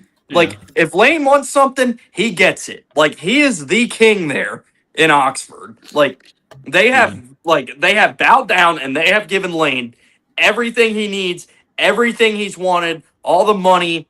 Like, whatever he's asked for, he has gotten. And, like, Ole Miss has been really good to Lane. And they have let him, like, and in return, he's won a lot of football games. But they've also, like, they've given him everything he's asked for. They've treated him like a king there in Oxford. And for him to just be playing with them like this, like, it's a joke. And like I said, I don't even like Ole Miss, and their fans and, like, their administration, like, deserve better than just to be treated the way they're getting treated right now. It's like, it is like a doormat. Yeah, absolutely. Like, they're letting them get ran all over because, like, not taking any jabs, but whatever. I don't like Ole Miss either. Not a huge fan of them. Not a huge fan of that fan base. But at the same time, they are what they have been historically, and it's nothing great. And so now you have Lane, who has them in the mix for the SEC title. He's a really crazy personality, probably the biggest personality in college football. And some people like it, some don't. Travis obviously is a huge fan, if you couldn't tell. And then so you also have, like, Ole Miss every year is at least in the mix for the CFP. And if you're Ole Miss, you're not used to that. You're used to being, like, one of the more bottom dwellers in the SEC outside of the Hugh Freeze years, ironically. So it's like, when you've never seen the level of success that they're having right now, you almost let yourself become a doormat a little bit because you're scared of going back to status quo of what you're used to. So he's getting more leeway than he would at anywhere else. Like, if he was doing this at Auburn or Alabama or Oklahoma, he would have probably been gone years ago. It reminds me of, like if I can try to, like, analogize this in a way, it's like, let's say you have, like, a marriage and you have, like, a husband and a wife, and, like, husband's an athlete, a coach, like, an actor, like, whatever, and becomes, like, a famous celebrity and starts, like, you know, flirting and messing around with, like, other, like, famous women because, you know, he's big shot now. Does that man's wife just deserve to be treated like secondary and a doormat? Yeah, like, if that wife has a big buyout, maybe. But that's like, but, like, you get the analogy I'm trying to make here. Is like he owes, like, an ounce of respect to Ole Miss, and like what, like, Ole Miss has, like, they picked him up, like, he has completely repaired his image, like, where like people think he's this, like, great mature guy who's, like, learned. He's really not. Like, he wins more now, so, like, that covers up a lot of things. Like I said, I think he's a complete bullshit artist. Like I said, like, and it is what it is. But so, I mean, the image repair really just means you win. Like, that's all image repair wins. It's, like, the fakest term that gets, like, attached to coaches. But, like Ole Miss just deserves, like, they have given Lane everything he's needed to win, and in turn, like he's done it and he's won a lot there. But that doesn't mean Ole Miss just deserves to get treated the way they have by him. And I don't blame, like, the Ole Miss fans are fed up, the administration's obviously fed up, and Are like the Ole they're- Miss fans really fed up? Are they honestly Yes. really fed up? Have you been on Twitter today? From what I've Like, seen on Twitter and the message boards, yeah, they I seem would kind say of that over it's it. not like a unanimous like. So one, I think there are a few things that need to be outlined here. One, Lane has been the same for forever. Like I think this is just always how he's been. Like going back to when he had the Tennessee job, and then when he had the Raiders job, ultimately then when he got the USC job. Like he's been the same guy. The only difference now is that people like he's winning games. So I think that people are more or less embracing who he is more than they are like really hating on it. So I think for one, like I do not think like if Lane wants to go, like he can go about it however he wants. Like I don't really think like he doesn't owe Ole Miss anything. Like they owe him. Like Ole Miss how? was That's in a that's very nonsense. bad place before. That is Lane nonsense got to there. say he owes Ole Miss nothing. What does he owe?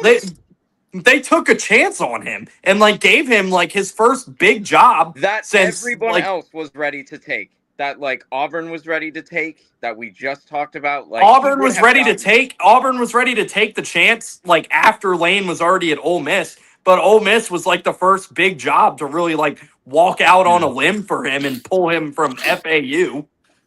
Which like he His was winning rebound at FAU job. to the point where like it was gonna happen. Like someone was going to hire him, and Ole Miss has been good to him. But it's almost as if like like what you're talking about is like Ole Miss has given him everything he needs. Is like, well, this is precisely why like this very discussion is happening in the first place. Like, one, if you're Ole Miss and you feel this, like, if I were an Ole Miss fan and Lane Kiffin wanted to go, I would be like, all right, well, like he can go, and we're gonna have to like keep Pete Golding or whoever they can on that staff to be the next coach kind of thing, because I don't know if they can convince John Summerall to do that in this short of a time, depending on what Lane decides to do.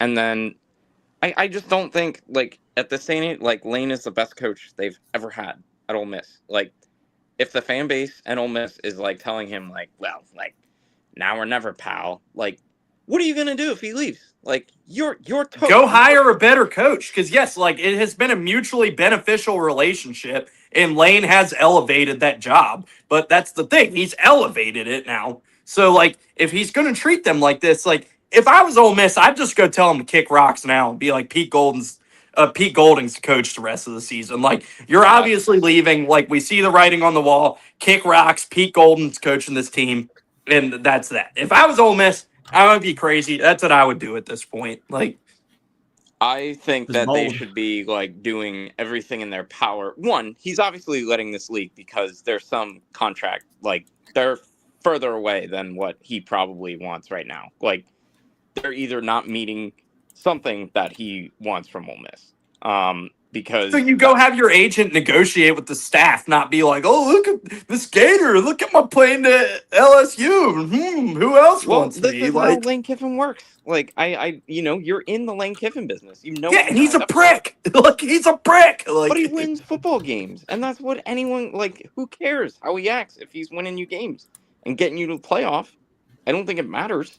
So I think like, and one, you have to be really careful if you're Ole Miss. Like one, if Lane went to LSU, and let's assume he's a good coach for LSU, if Florida nails their hire, and if Auburn gets someone who coaches well for them, that Ole Miss job is suddenly not as elevated as what people would want to think. Like it's suddenly now not as valuable, and now you're in the situation where you're going to be like, I don't know, like competing for 8 wins a year as opposed to 10 wins a year, probably, depending on who you hire.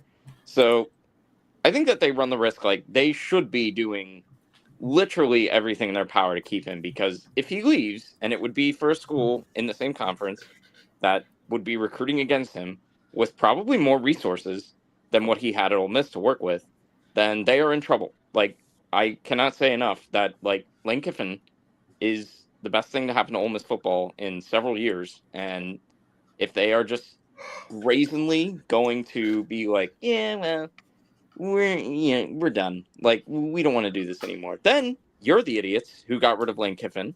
And then if he goes to LSU or Florida and kicks your ass for the next 10 years, you have the egg on your face. Like, He's going to leave anyway, though. is he? Yes. I don't think he's leaving. I think okay. That's where we should, like, he's gone. He is gone. Like, I just don't, like, I think this version of him, like, I just don't see him. One, like, I think if he left, it would be for LSU, because I don't think Florida is. I think Florida's a lateral move for him, if anything. And if he were to leave, it would have to be for LSU. He was willing to walk over glass when Brian Kelly got the job. I know he really wanted that job then, but I think it would be for LSU or nowhere. Like, I don't think. It just makes no sense to me. The fit at Florida does not make a ton of sense. The resources are, like, marginally better at Florida, like, closely, but they're not, like, drop dead. Like, the fucking governor of the state is going to make sure that we are taking money from anywhere to make sure it funnels to football players, like how we get LSU. So maybe they are, because Ron DeSantis was at the Ole Miss Florida game. Yeah. Like, their governors are having a bidding war. There are too many schools in Florida where it would get dicey if the governor, like, picks sides in that way. But I don't know. I think if Lane were to leave, it would be for LSU or he's going to stay. So I still do not know if he will leave. I would still say, like, he probably won't, but I don't know. If he leaves, it would be for LSU. I don't think he would go to Florida. Or the NFL. Or the NFL, Titans. like, maybe. But, you know, at the same time, like, I can't see Lane Kiffin in an NFL locker room. Like, it's just, like, coaching. Seems like a good fit. Coaching grown adults. Yeah. I don't know. Like, maybe he could do it. He can scheme up with anyone. But, yeah, I think if Lane goes, it would be to LSU. I don't think he's going to Florida. So, you know, for him to decide between LSU and Ole Miss, yeah, I don't know. I think he's going to Florida. I think it's a done deal. I just don't see, like, how that would be a better move than what he has now. I don't think it is, but he's an idiot. Like, he just does whatever. Yeah. Yeah, like, and the AD what's going crazy. Like, Scott Strickland is not a great AD, and, like, I don't, like, I do not know why that job is attractive to anyone, but I don't know. I could be wrong. The logo. Yeah, it's a nice logo. It's cool, but, like, say what you will about Mario and his clock management. That guy recruits the shit out of Florida, and, like, that's not, like, Lane Kiffin's not stealing a fucking recruit from Mario Cristobal. So, like, I don't know. I could be wrong, but I feel as if it's, like, LSU or he stays, but you are correct. He is a weird guy, and he does not think like the rest of us or normal people, so maybe he would go to Florida. But I don't know. I mean, like we've talked about before, like, yes, I do think, like, every decision that he makes, like, it's all, like, tied back to, like, his image, and, like, you know, he is the best at staying in the news. Like, he's the Donald Trump of college football. Like, he has it down to a science as to, like, how he's going to stay. Like, his tweets are calculated. Everything he does is calculated. Like, yeah. So, yeah, it's definitely made for a fascinating coaching cycle. But I'm definitely of the belief that he either goes to LSU or stays, because I think that makes the most football sense. Florida's just for him. Like, I don't know. I just don't, just from a, like, personal and recruiting, like, it just, I don't see the fit there, but who knows? We'll see. Yeah. No, well, I do have a comment. I do have a comment about this. Like, you mentioned him interviewing for the Titans. I think the Titans are interviewing everybody. I think I heard there was somebody else, I forget who it was, that interviewed with them as well. Well, the Titans are in a position where really their only priority is to maximize, like, Cam Ward. So they're going to recruit, or they're going to look for any head coach with that kind of makeup. Like, I would watch out for Cliff Kingsbury and all those kinds of coaches for that job. So Lincoln Riley. Did did you guys like Belichick? It's like, I'm not interested in the Yeah, Giants job. like- It's like, don't think they were interested Yeah, in you, Bill. I think the Giants are like, good. We feel the same way. Glad we're at an understanding. You know, Trav, we're going to transition this to the ACC, and I really didn't want to do this to you, but I have to. You got to respond for Chapel Bill. Oh my God. There's not a lot of responding to do. It's just the college football and the NFL are two different games, and it's it hasn't worked out. Like they didn't do a good job getting talent there. Like I thought Bill was a good enough coach to maximize the guys they did get in there, but I mean they have like 60 something, 70 something new players on the team from last year. Like it's a completely different team, and yeah, it's a lot different coaching kids than professionals, and it just it's a mess there, and it's not a fit. And I don't know. I kind of hope they just pull the plug on it because I love Bill, and I don't want to see him damage his legacy forever. And it feels like this is kind of damaging to his legacy. What's happening at North Carolina? That this will be like people's lasting impression of Bill Belichick was this. So, It's not damaging what's happening with the on the field stuff. It's damaging what's happening with the loons he surrounded himself with. Is that Jordan or Mike Lombardi? Both. They're both crazy. Jordan's the GM of the UNC football. Like she's got to go. And then Mike Lombardi, like I don't understand like what his appeal is in this situation. I don't really know what the I mean, I've read a couple books he's done, and he seemed like a rather smart guy on paper, but clearly he is very bad at the football evaluation side of things. Like he does not seem to be a great GM when he had that job, and then now he is making decisions. Like the man should have been fired after he went to a foreign government seeking like NIL funding. So like he went to the Saudis for NIL funding. Apparently they weren't. Sorry, I didn't mean to interrupt you, but apparently they weren't paying NIL to players in the spring. They probably weren't. And then they were like, let's go to the Saudis and see what they have to say. Like, they're lucky that the fucking Secretary of State wasn't on the campus ready to be like, excuse me? Like, what are you doing? Like, we're shutting this down. Like, the whole thing is just a mess, and I either hope he gets that turned around, and if the answer is no, if it's going to be the same power structure, yeah, he's probably got to go. But yeah, I mean, obviously we just touched all the bases there of the mess that is Chapel Bill, but the transition that to the rest of the ACC, outside of Miami and Virginia, it really doesn't feel like any of these teams want to make the playoff. Like, if you look up and down what happened this past week, Louisville loses to Clemson. Georgia Tech barely hangs on to Boston College, took a last-second field goal there. And then, obviously, Virginia handled business against Duke. Miami took care of NC State. Did you guys see Brent Key's interview after he was like, No. He was like, we won. He's like, all he was thinking in his head is like, Georgia's gonna put up 70 on us. Yeah, like, I know. They were giving up like breakaway, like shot touchdowns to Boston College. Like, yeah, I mean, I can't remember which one of us said it in the group chat. It may have been you, Travis. Like, Georgia Tech is the worst, or the best worst team of all time. Like, who said that? I said they're the worst good team in college. Yeah, that's football. what it was. Like, they're the worst good team of all time. If they're good, it's like. I mean, just like their thought of it, they're good in theory. Like their record implies they're good. Yeah, but they that was really the 2014 Florida State team that was undefeated by the literal skin of their teeth every game, and then Oregon just put it on them in the Rose Bowl. Yeah.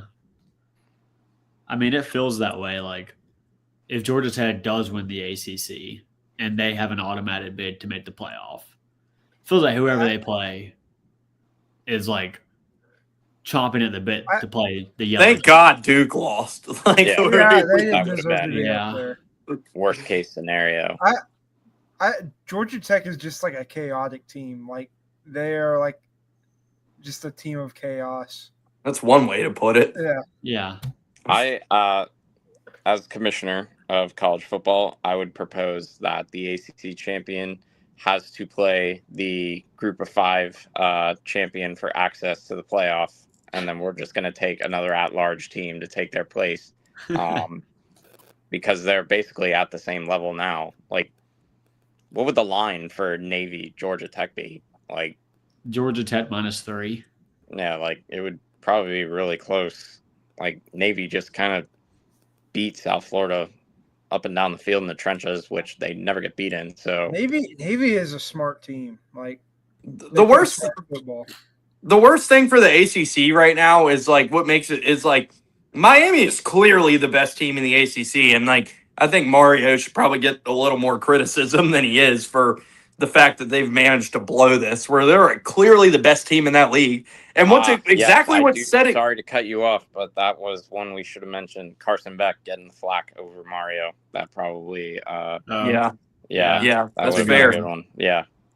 But continue. But yeah, like whoever wins the ACC is going to steal the spot from Miami. Like they're going to jump in and get the auto bid, and it's going to knock Miami out. So like the actually, technically, the rules state of the playoff that it is either the champion of the conference or the highest ranked team that the committee can select to go. So if yes, so I didn't realize that. Yes. No, so I didn't either. Yes, that is in the bylaws of the college football playoff rules, that the committee can select either the highest ranked team or the conference champion. So if it's not like, well, I guess the committee has the final say anyway. So so Miami, I think, still will go because of that, barring them. Well, why didn't they take like Miami over Clemson last year then?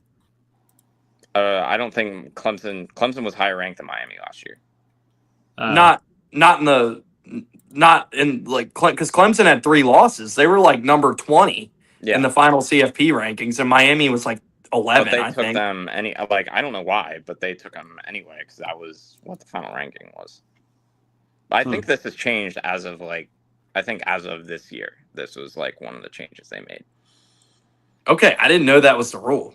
I think it is. I'm like 80% sure that is a rule now, and I hope it is because that would be bad for the ACC if it wasn't. Well, I was about to say they're gonna have like SMU win the ACC championship game and get in over Miami. Like, Juve would be thrilled. So Kevin Jennings to see Kevin Jennings, the greatest dual threat quarterback of all time, participate in another college football playoff game. The CFP redemption tour. Oh yeah. But can't wait for Miami to lose to Virginia Tech. That would not be good for Miami. Yeah. That would not be good for the ACC as a whole. No, it would not. Yeah. ACC, you're going to see some wild officiating in that game going Miami's way.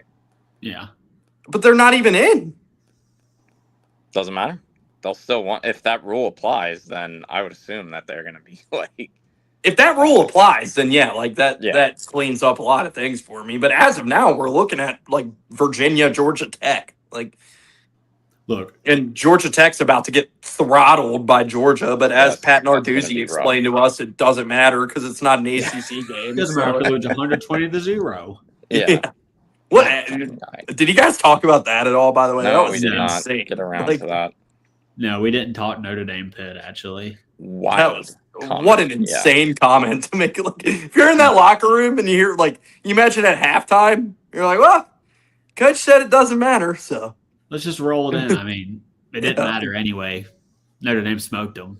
Why would he even say that? Like, what are you thinking? Like, I don't know. That's one of those moments where it's like, probably want to keep that one in the noggin. Don't share that one.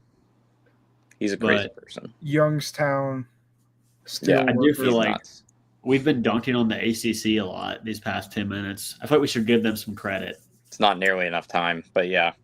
Like, the review they have for the reviews are awesome. Oh, yeah. Showing insight into penalties and going over stuff. That's awesome. Every conference should have that.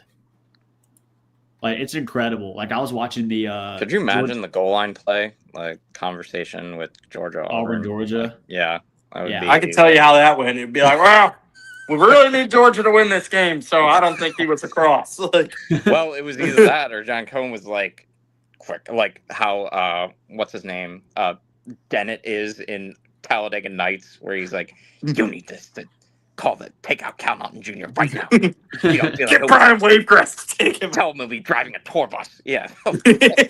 They're just like, you need Hugh Freeze out of here right now. Like, you do not call that back. Like, I need Hugh Freeze out of here by Wednesday next week. Yeah. So the time, remember like me and Bennett were talking about this yesterday, like the timeout debacle where like the ref had his back, the ref had his back turned to the jumbotron, and Hugh Freeze the whole time is like, turn around and look at it, and like the ref's just ignoring him, like. Yeah. I can laugh at it now, but that game made me like irrationally angry. That was still the worst officiated college football game I've like, and I'm not even just saying that as sour grapes for Auburn. Like, that was the worst officiated game. It was not good. Yeah. I remember Josh Pate talking about it. I was watching his show on Sunday, and he was like, there's someone out there who was trying to introduce their non-college football friend to college football. And it was like, here, let's watch the Auburn-Georgia game. And it just ruined it for that guy forever. He'll never be a college football fan because of that. Somebody's like, this? Like, this is what you hype up? Yeah, it was horrible. It's the worst I've seen in a minute. But the last 2 minutes of the first half took 45 minutes. Dude, it felt like it. It felt like it. Weren't you there? Yeah. Yeah, I would say I can't imagine. The only game that would have been worse to go to this year was Auburn, Kentucky. Yeah, I would not have stayed through that one. It was freezing that night too. Shout out Will Killinger. He stayed the whole 4 quarters. Dude, you mentioned earlier. I heard you like before I got on about debating whether to go to the game next weekend or not. It's like, oh, like like 2021 is broke me, and then 2023 I was like, I was like, of course that's what happened. Like, it's like I can't, like, if that was my reaction to 23, I was like, I don't know if I want to spend the money to sit there, and it's just like, what innovative way is Auburn going to find in this game to snatch defeat from the jaws of victory? What if we do this? What if we go to Auburn, but don't go to the actual game? Like, go watch it downtown or something.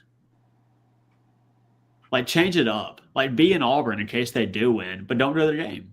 If I'm in Auburn, like, we're just going to be like, stadium's right there. Like, it'll be an hour before the game, right?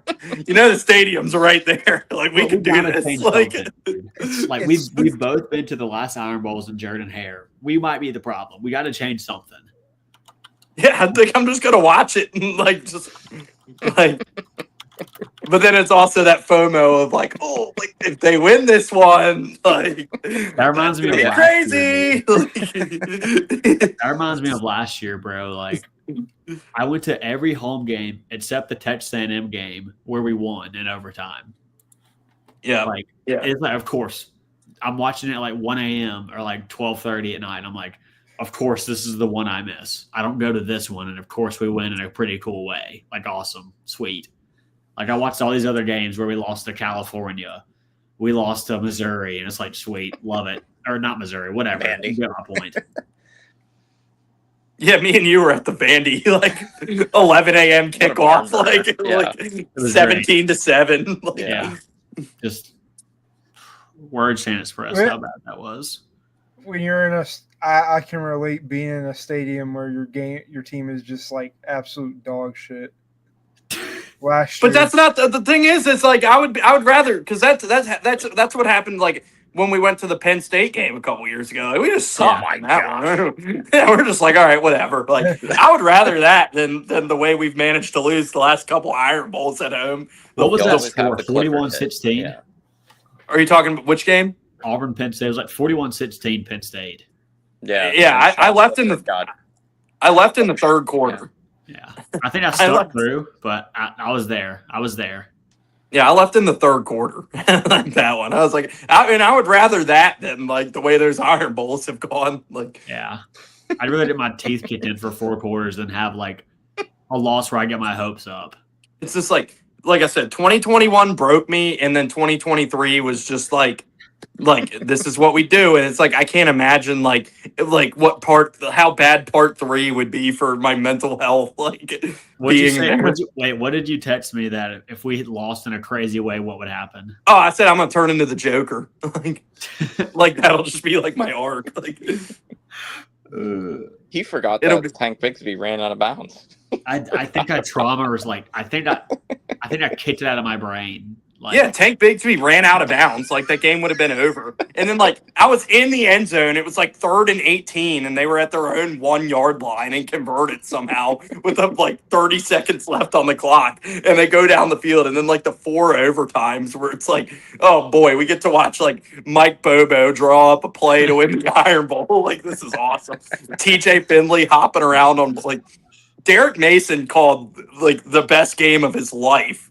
In that one, like, I mean, like we had like what 9 sacks in that game, I think. Like Derek Hall.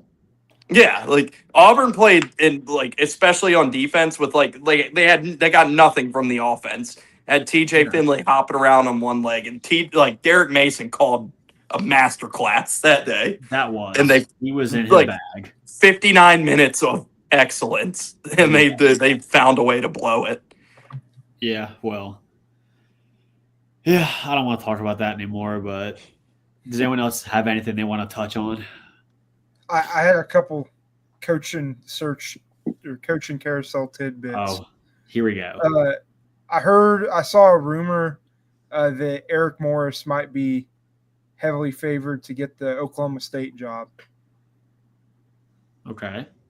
And then also going with the James Franklin thing, he also interviewed at Arkansas, but bad cultural fit. So Virginia Tech. Yeah. Ed O. Yeah. Ed O. Back in the SEC at Arkansas. I wouldn't be surprised if Arkansas like made just a what the fuck hire, like hiring John Gruden or something.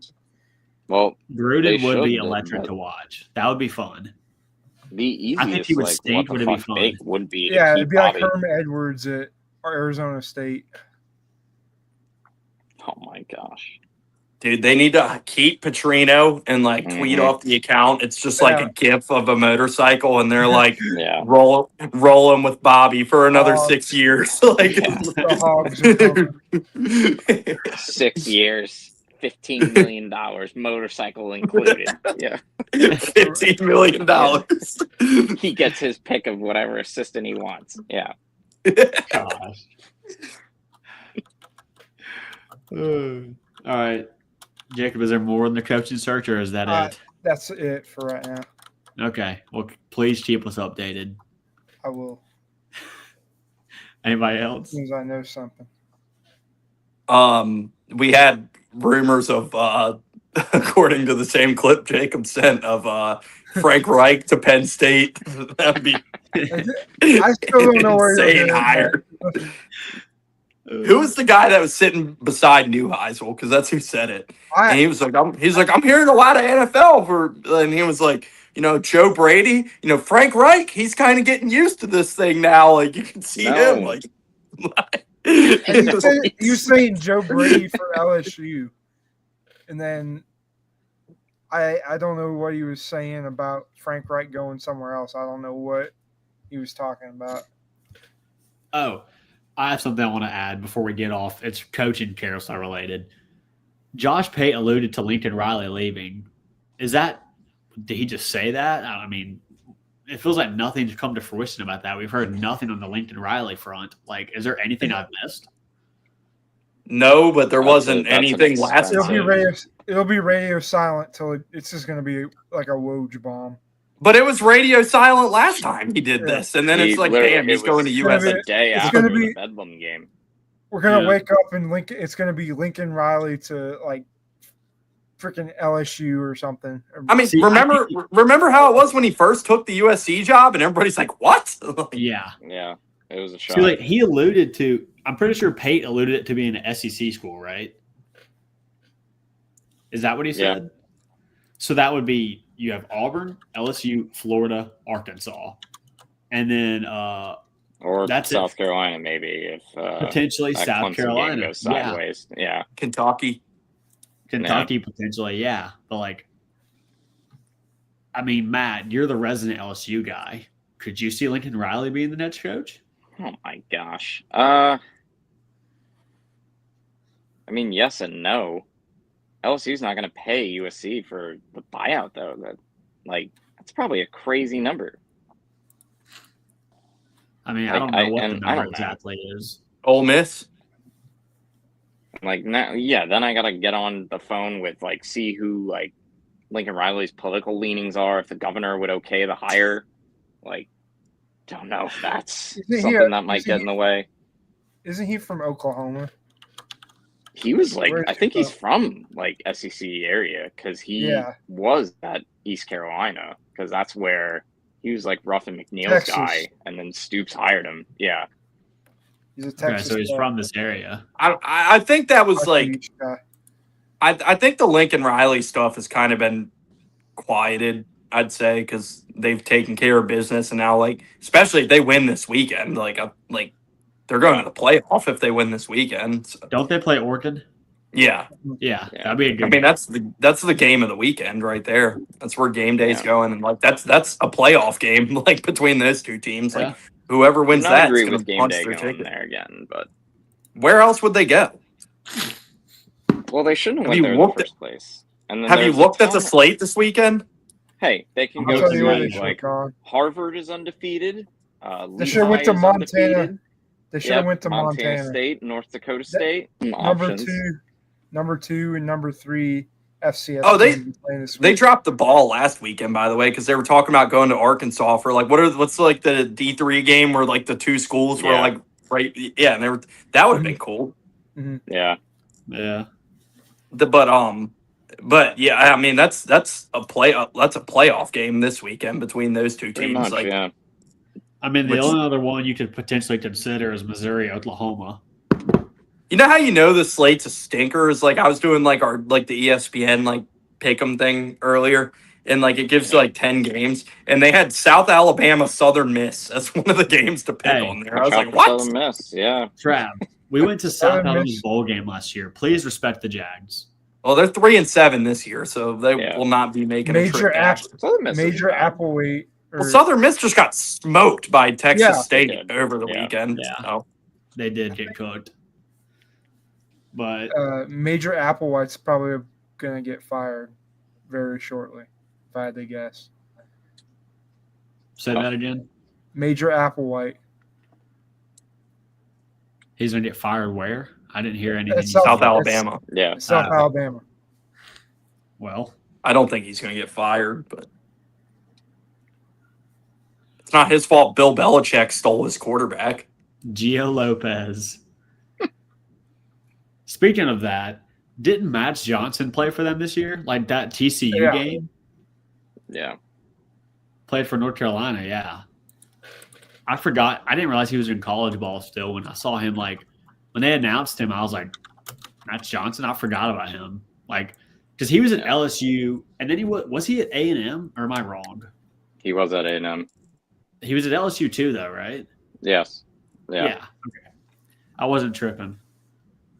Yeah. I couldn't remember exactly, but Zach Calzada. Oh gosh, the Kentucky starter. Dude, it's nuts. He's still in college. Like he was at Auburn, I think my sophomore year of college, and I've been graduated for over a year. He was A&M's quarterback when they beat Bama like 5 years freshman ago. Year. Yeah.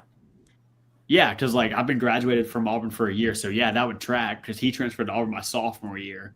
The fact that he's still in college is nuts. Nuts. Like we got to get a hold of that. I don't know. That's absurd to me. Like you have these dudes who are like 27, 28, like Stetson Bennett freaking owns. Well, yeah, people my age in college still and playing college ball. I think there's more of it in basketball probably. But you have, Gonzaga just beat Southern Utah by 72 tonight. and I'll have to check what time have. But Ty Grant Foster has been playing college basketball since 2018. Good Lord. And and there's a lot of reasons for why he's still eligible, but it's crazy. I mean, that's ridiculous. Like, what are we doing here? He had like the multiple injuries in a COVID year. I mean, and he was JUCO too, I think. Great. I was just checking our college basketball pick 'em, Travis, to see if West Virginia covered, and of course they did not. Oh, yeah. I know this isn't one shining recap, but between me, Travis, and John and our college basketball picks, we've had the worst start in like our pick'em's history. I am 2-8. And right I now. am, let's see. Travis is 2-8. I'm 4-6, and John is, I don't know, because he didn't update his 5 picks from this past week. So I don't know. Yeah, I usually do good with the college basketball. It's been brutal. So remember somehow I bet against Valley the other night. I was like, you know what? Easiest pick on the board is whoever Valley's playing, like take their opponent. And somehow Valley takes Utah Tech like down to the wire. Like, hey, remember that phone call we had, Travis? It's still early in the year. Remember how I hyped you up? Just keep shooting. Just keep shooting. Yeah, it's early. You know, we got Feast Week in 2 weeks. We got Hot Pettiford's not shooting it well right now. I'm not either. Like, that's just how it goes. It'll turn around. Because I'm pretty sure we started poor last year too. I know. I don't think it was this poor. Maybe not, but we didn't start great. But anybody else got anything before we hop off? No. Cupcake week in the SEC. Shout out. Yeah. Before rivalry week. Why is that a thing? Well, that's so stupid. Can the SEC just be like, no, we're not doing this anymore? Like, it is November. Like, why is Auburn playing Mercer this weekend? Like, none of the 16 programs would ever agree to that. Mercer's not bad this year. Careful. Respect the Bears? Question mark. Mercer's the best SoCon team this year. SoCon? Yeah. What? How careful are we talking? Like maybe they'll cover like the 45-point spread or whatever it is. Yeah. Like, yeah. Hey, at least we'll have big spreads to bet this weekend. I love taking those like plus 48 underdogs because then it's like the Citadel was like plus 52 against Ole Miss the other week, and Ole Miss won 49-0. Like covered. No, dude, it was 50.5. It was less than that, and you and John both bet it. I'm pretty sure, and y'all are both sitting there like stress watching the end of the. He picked it, but he picked it before me. I was like, love that. Like I bet that one. Like, y'all both the best one was still the Villanova cover against Penn State earlier this year. Yeah, I forgot about that. Incredible last play. That was James Franklin insane running on the field, mad. Well, boys, I think we're about to sign off unless y'all got anything else. I think we're good. All right. Lane Kiffin sucks. Lane Kiffin sucks. Old Joey Freshwater. Oh, wait. Jacob, do you have any other coaching tidbits before we get off? No. Okay. I just Anything new? I just had to check in those last 5 minutes unless something happened, you know? And Jacob, what's the SoCon coaching carousel looking like? I mean, Samford got Chris Hatcher got fired at Samford. Long time. Who are they looking at? Hugh Freeze? Probably some high school coach from Alabama. This is a local coaching search. Yeah. It's not a Jacob. William Luke? Who's that guy who's coached at like 15 different high schools in Alabama? Rush Probst. Rush Prom. Yeah. That's the Samford coach. Can you imagine? He was going to join Nick Saban, then he had some not so great personal issues. Yeah, I could see that. Imagine if Jimbo Fisher went to Samford. Oh my God! Can you imagine? Because he's a Samford grad. I can imagine it, but I don't think it's gonna happen. Jimbo Fisher's on the Auburn hot board. You know what that is? That's Jimmy Sexton. That's Jimmy Sexton texting every college football media member, trying to get Jimbo Fisher's name back in circulation. So Jimbo will love it in Fayetteville, Arkansas. He'll love it, just not in Auburn. It's so funny to me ETSU's coaching searches have had some interesting names pop up. Jeff Fisher interviewed, and then Ray Lewis interviewed. Yes, that is real. Ray He Lewis. goes. Yeah, Ray Lewis interviewed. Okay. I know Jeff he Fisher interviewed goes with- to ETSU and Yeah. goes 6-6. Yeah. Yeah, you're 5 and 7 and 6. Oh my gosh. But I think that's all I got. If that's y'all got anything else y'all want to add? I think we're We're tapped out. good. All right. Well, I appreciate everybody who joined in and watched and left likes and comments. And, we had a good 2-hour show tonight, and this was needed. It's been a couple weeks since we've been on, and it was good to be back. And hopefully we can keep doing this and keep this thing moving forward, and obviously figure it out. And hopefully I can join some One Shining recaps here sooner than later. Would be pretty Friday sweet. night. Friday night. I feel like we can Yeah. make that happen. I feel like we can make that happen. But appreciate everybody tuning in for episode of the Untitled College Football Podcast, and we'll see y'all next time.